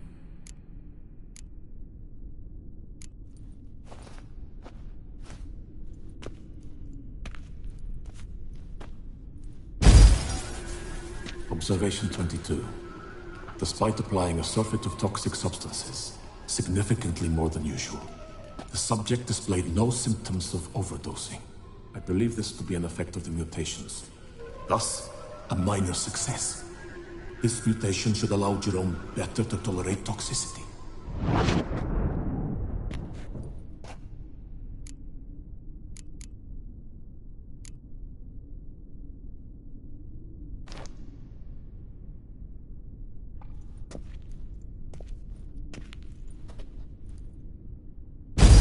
Observation number 30.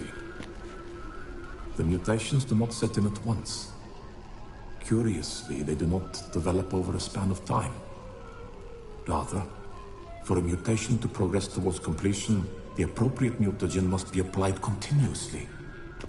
The subject does not bear this well, but I found a way to make the mutations less taxing, invasive. To the mutagen base, I add the albumin of a mutated giant centipede egg. Stored in a glass terrarium, the eggs do not develop, remain small. The eggs themselves are a sight to behold. Mutated, they are luminescent, emitting a wondrous glow. I can only hope my addition of the albumin will produce no significant side effects. Time will tell.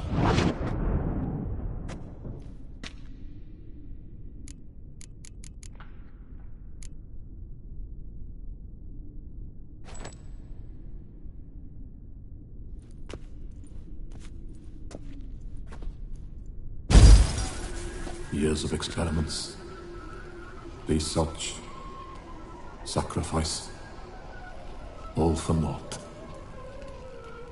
I have failed to achieve my defined objective.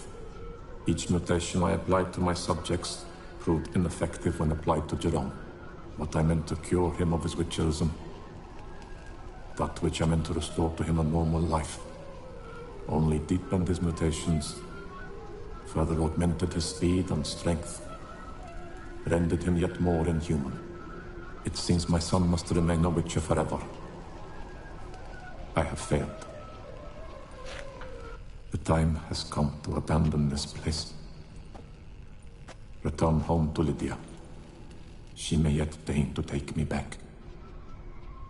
The contraption and mutagens I leave here, let them wither and crumble,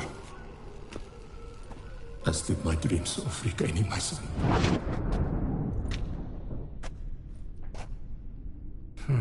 So the professor wanted to reverse the mutation's effects. Ended up deepening them. Stroke of luck for me. Could profit from his failure.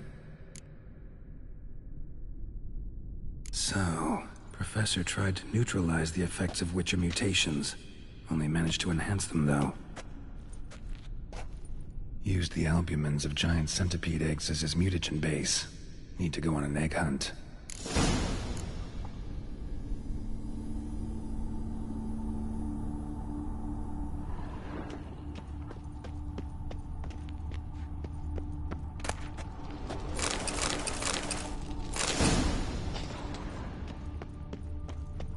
Intriguing as machinery goes, but how do I start it up? Preserved organs. Hope their donors weren't forced to give them up.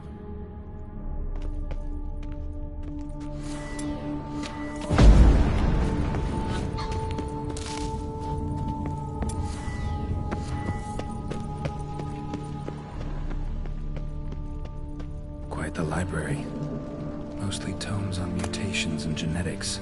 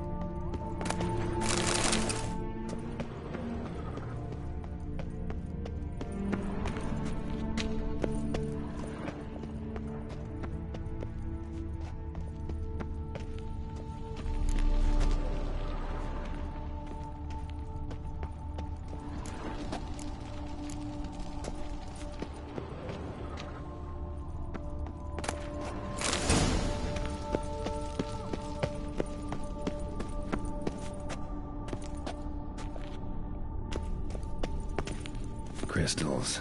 Should mount them in the megascope. Missing one last crystal. Just need to pick an entry.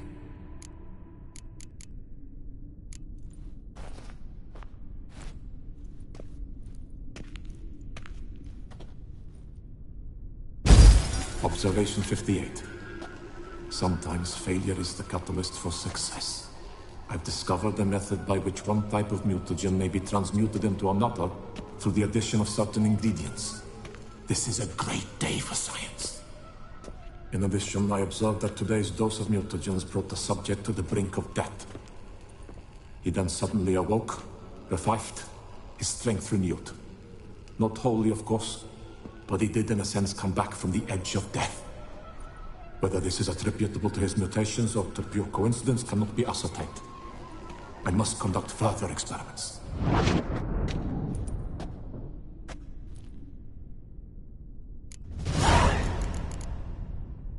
Seen enough.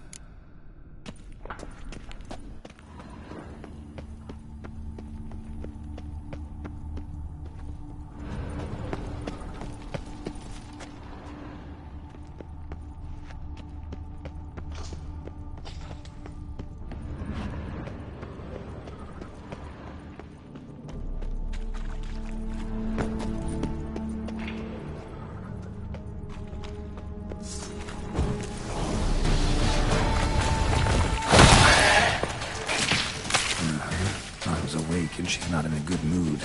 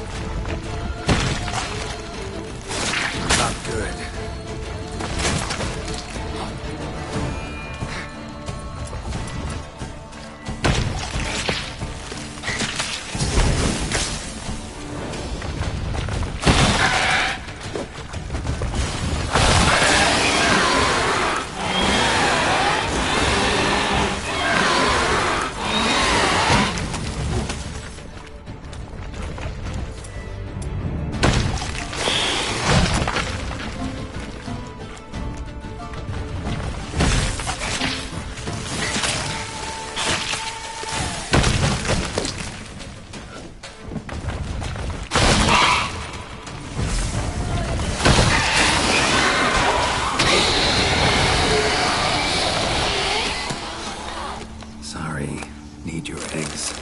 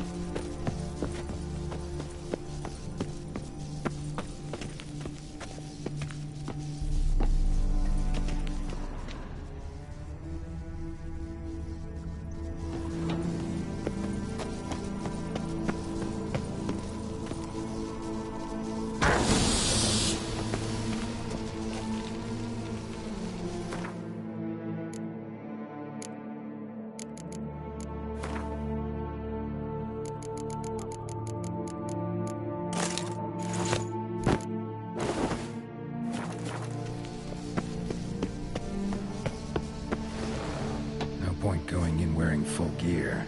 Gotta drop my armor, leave my...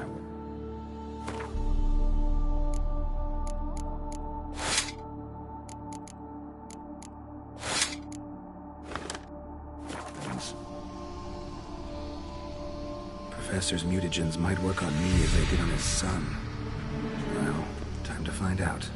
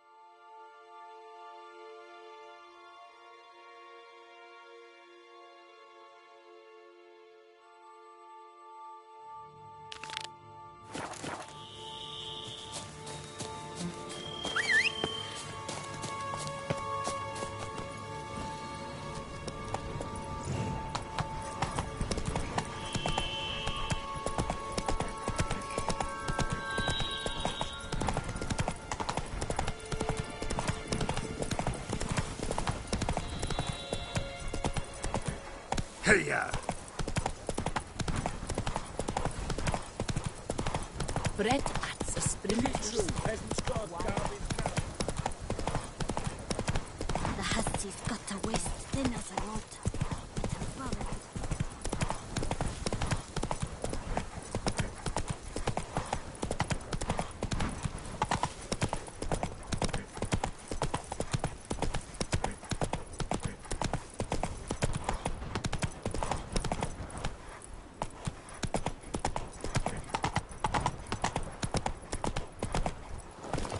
They say a great deal about you, Richard. Eat, drink, and loosen your belt, for you are in too small.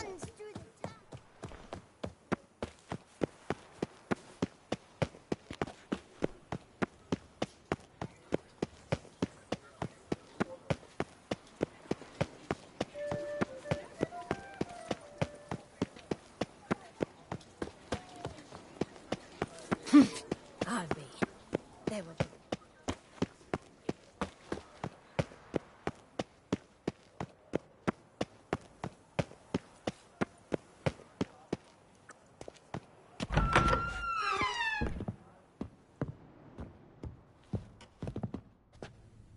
I'm back.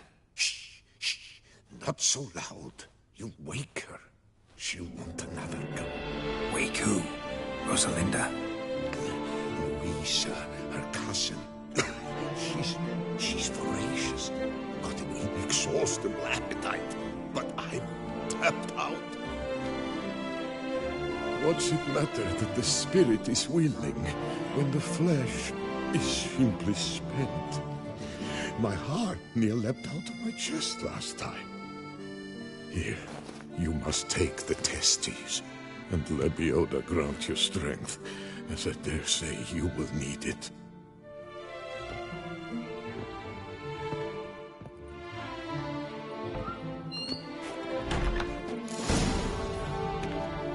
Were only my spirit They as say that willing as my Ireland Port flesh has is such extraordinary new colours. Some of the bells. Slow and steady winds the race.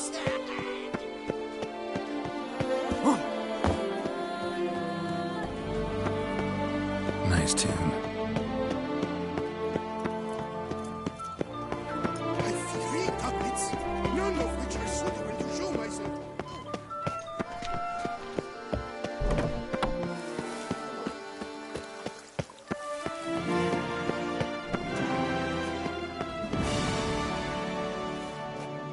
Well, have you recovered Reginald's family jewels? Yep, got them back. Lepioda's luscious lips, it's them! It's really them! I hope this modest reward nonetheless conveys the extent of my gratitude. And look in on us tomorrow for the grand reopening. You shall stroke Reginald at no charge on the house.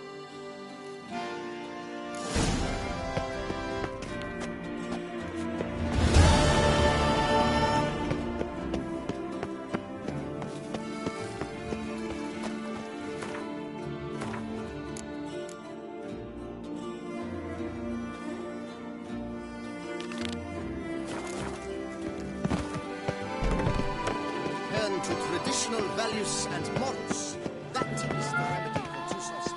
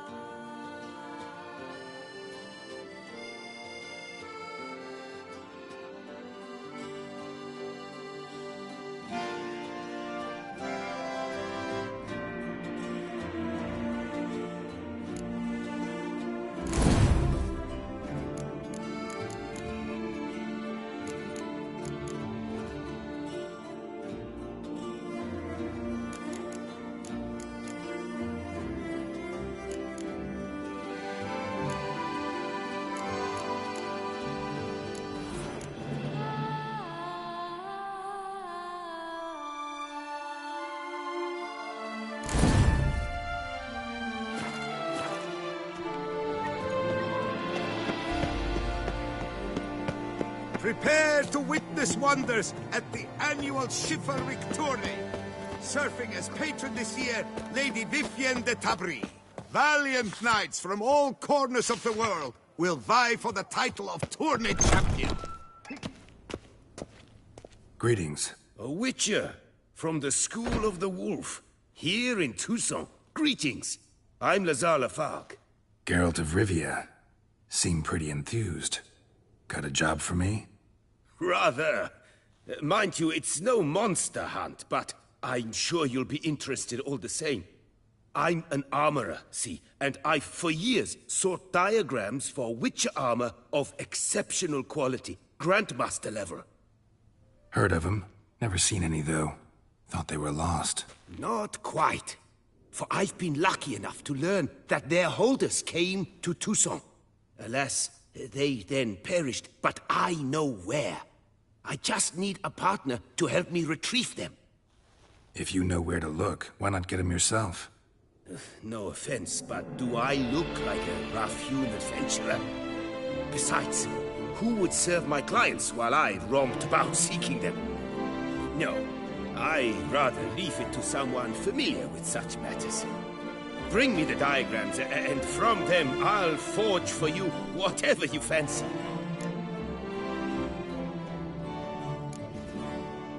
What do you have on offer?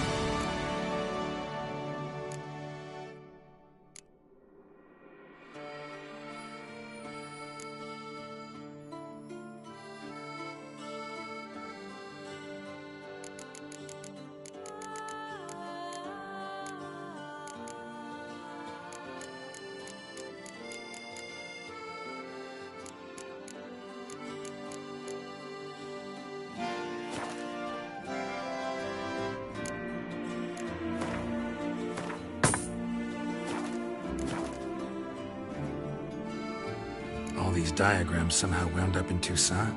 How is that even possible? Toussaint was once home to Tien Sail, a legendary and now deceased elfin master armorer. Witches from all corners of the world came to him to forge their plate, their mail. Heard about him. Supposed to have been the best. And thus he charged the king's ransom for his work. Witches would take difficult, dangerous work to earn the coin to pay him. Some, alas, met with misfortune, and the diagrams they carried were left to rot with their earthly remains. Got it. Find them, find the diagrams. But how can I know where to look for their remains? As it happens, I learned my trade at Tien Sail's side. So I heard the stories of the missing witches firsthand.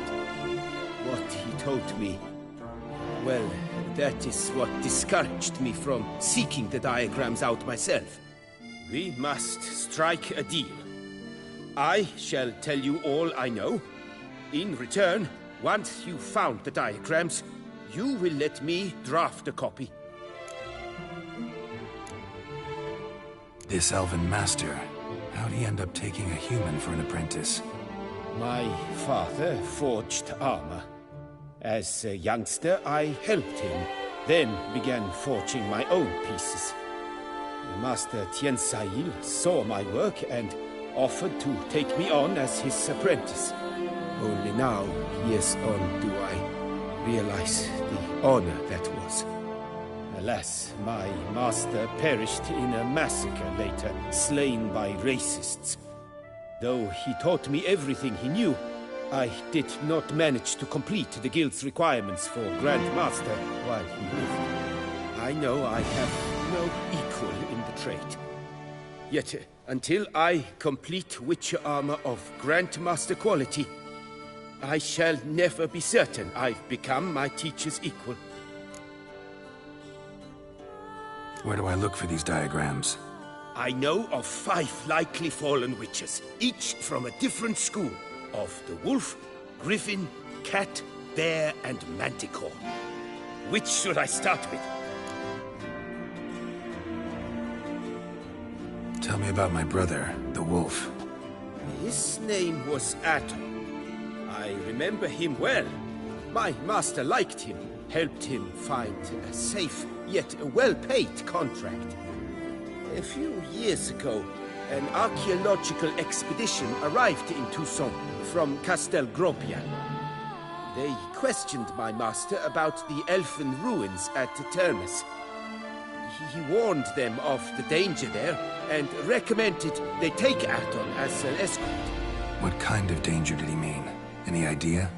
Legend claims wraiths haunt the chambers beneath Termes. I cannot say if there is any truth to this, but both the scholars and the Witcher disappeared without a trace.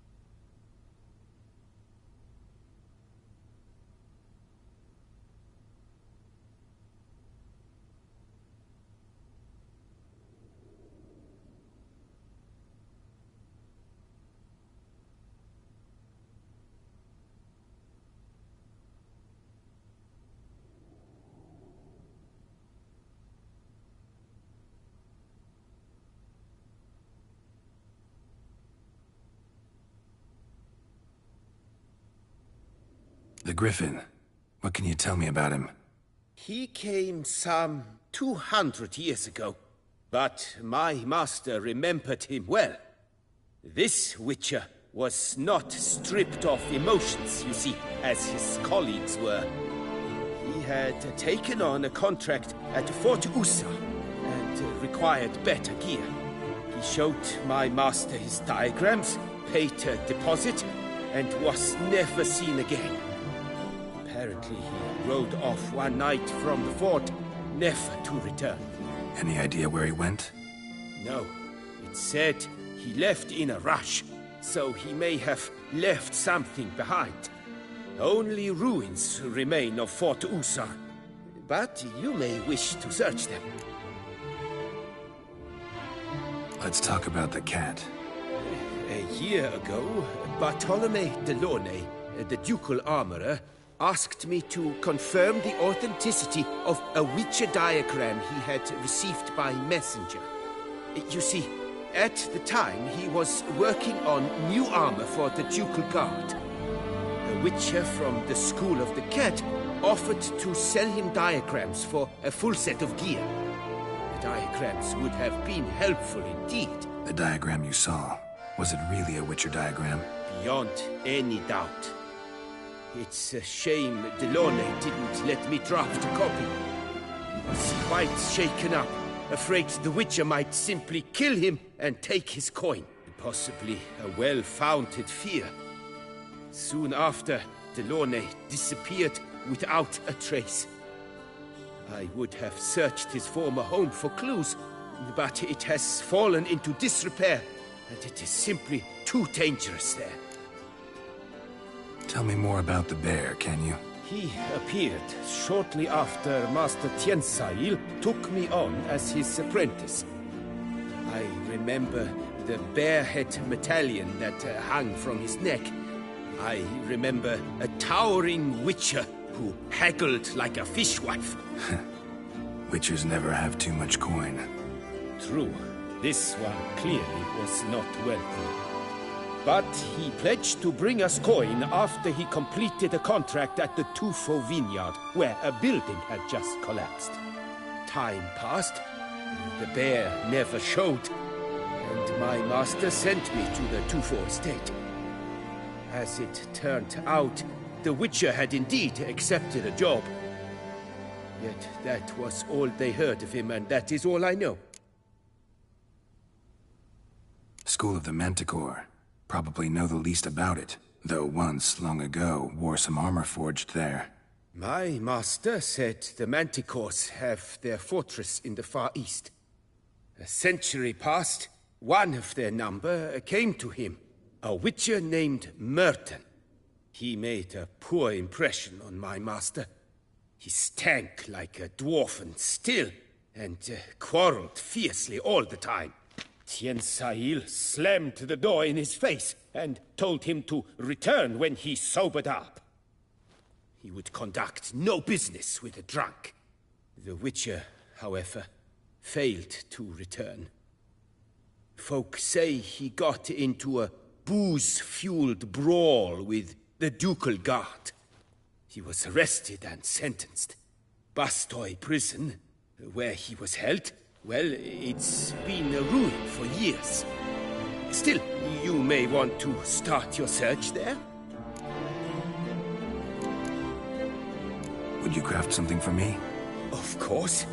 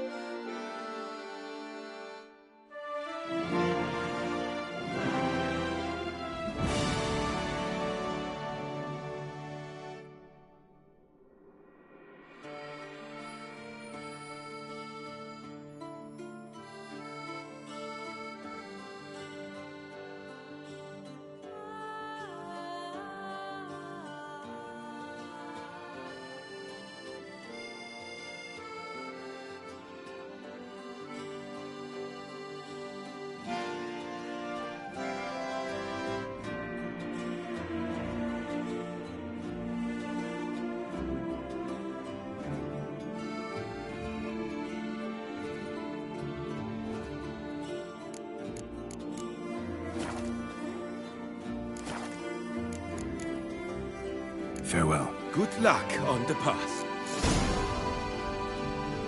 Kneel to the...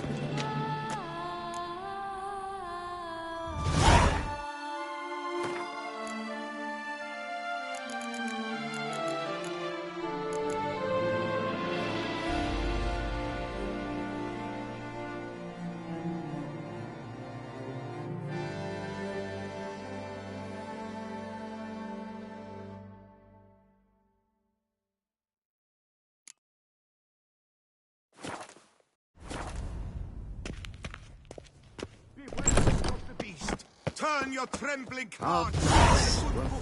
You will find solace there. That's it, Roach. Open house at the Beauclair chapter of the Transnational Flagellants Club. All are invited.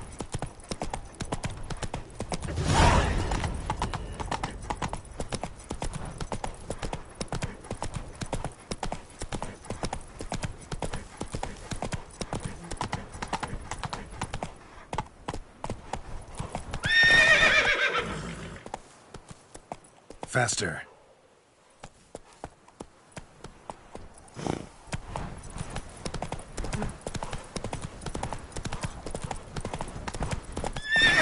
Come on, Roach.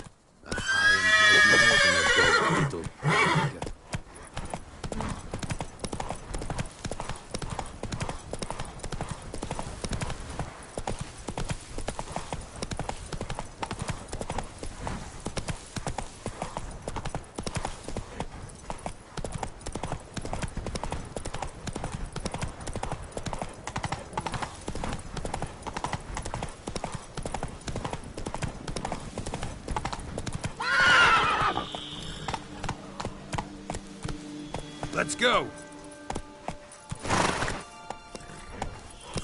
Regis. Couldn't have picked some other place to meet.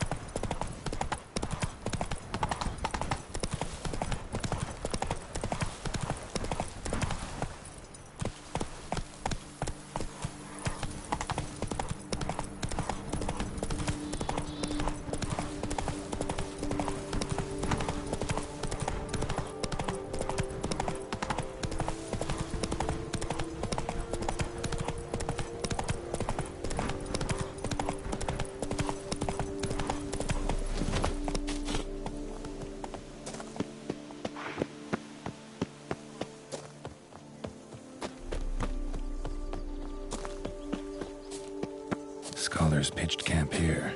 Should look around.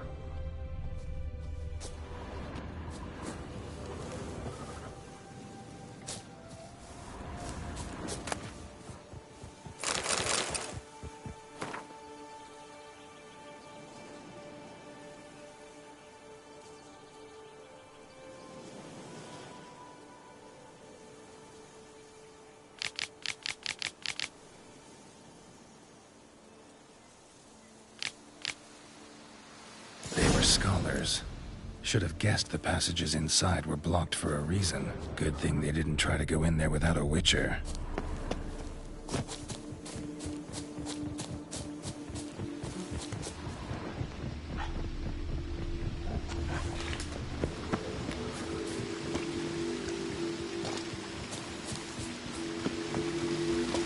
piece of power should draw from it.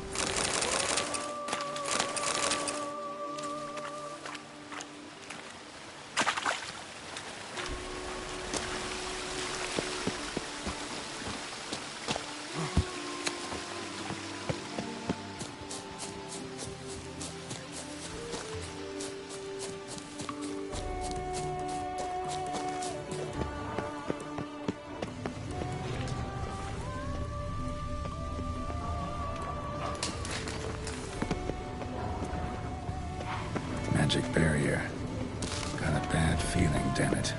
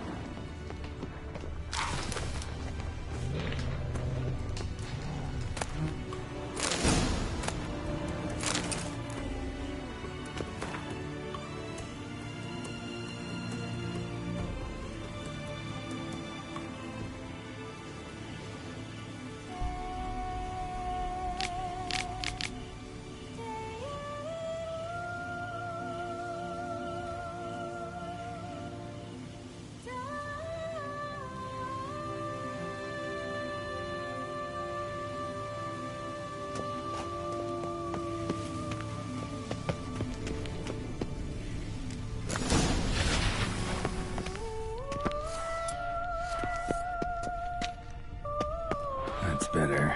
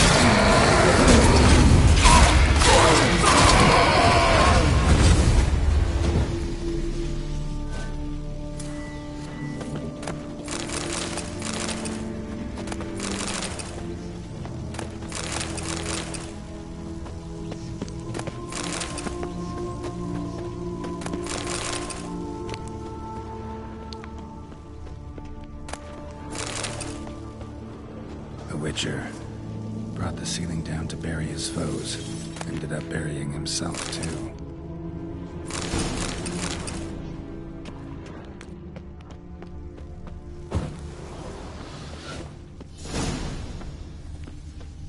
Satchel looks like it belongs to a Witcher.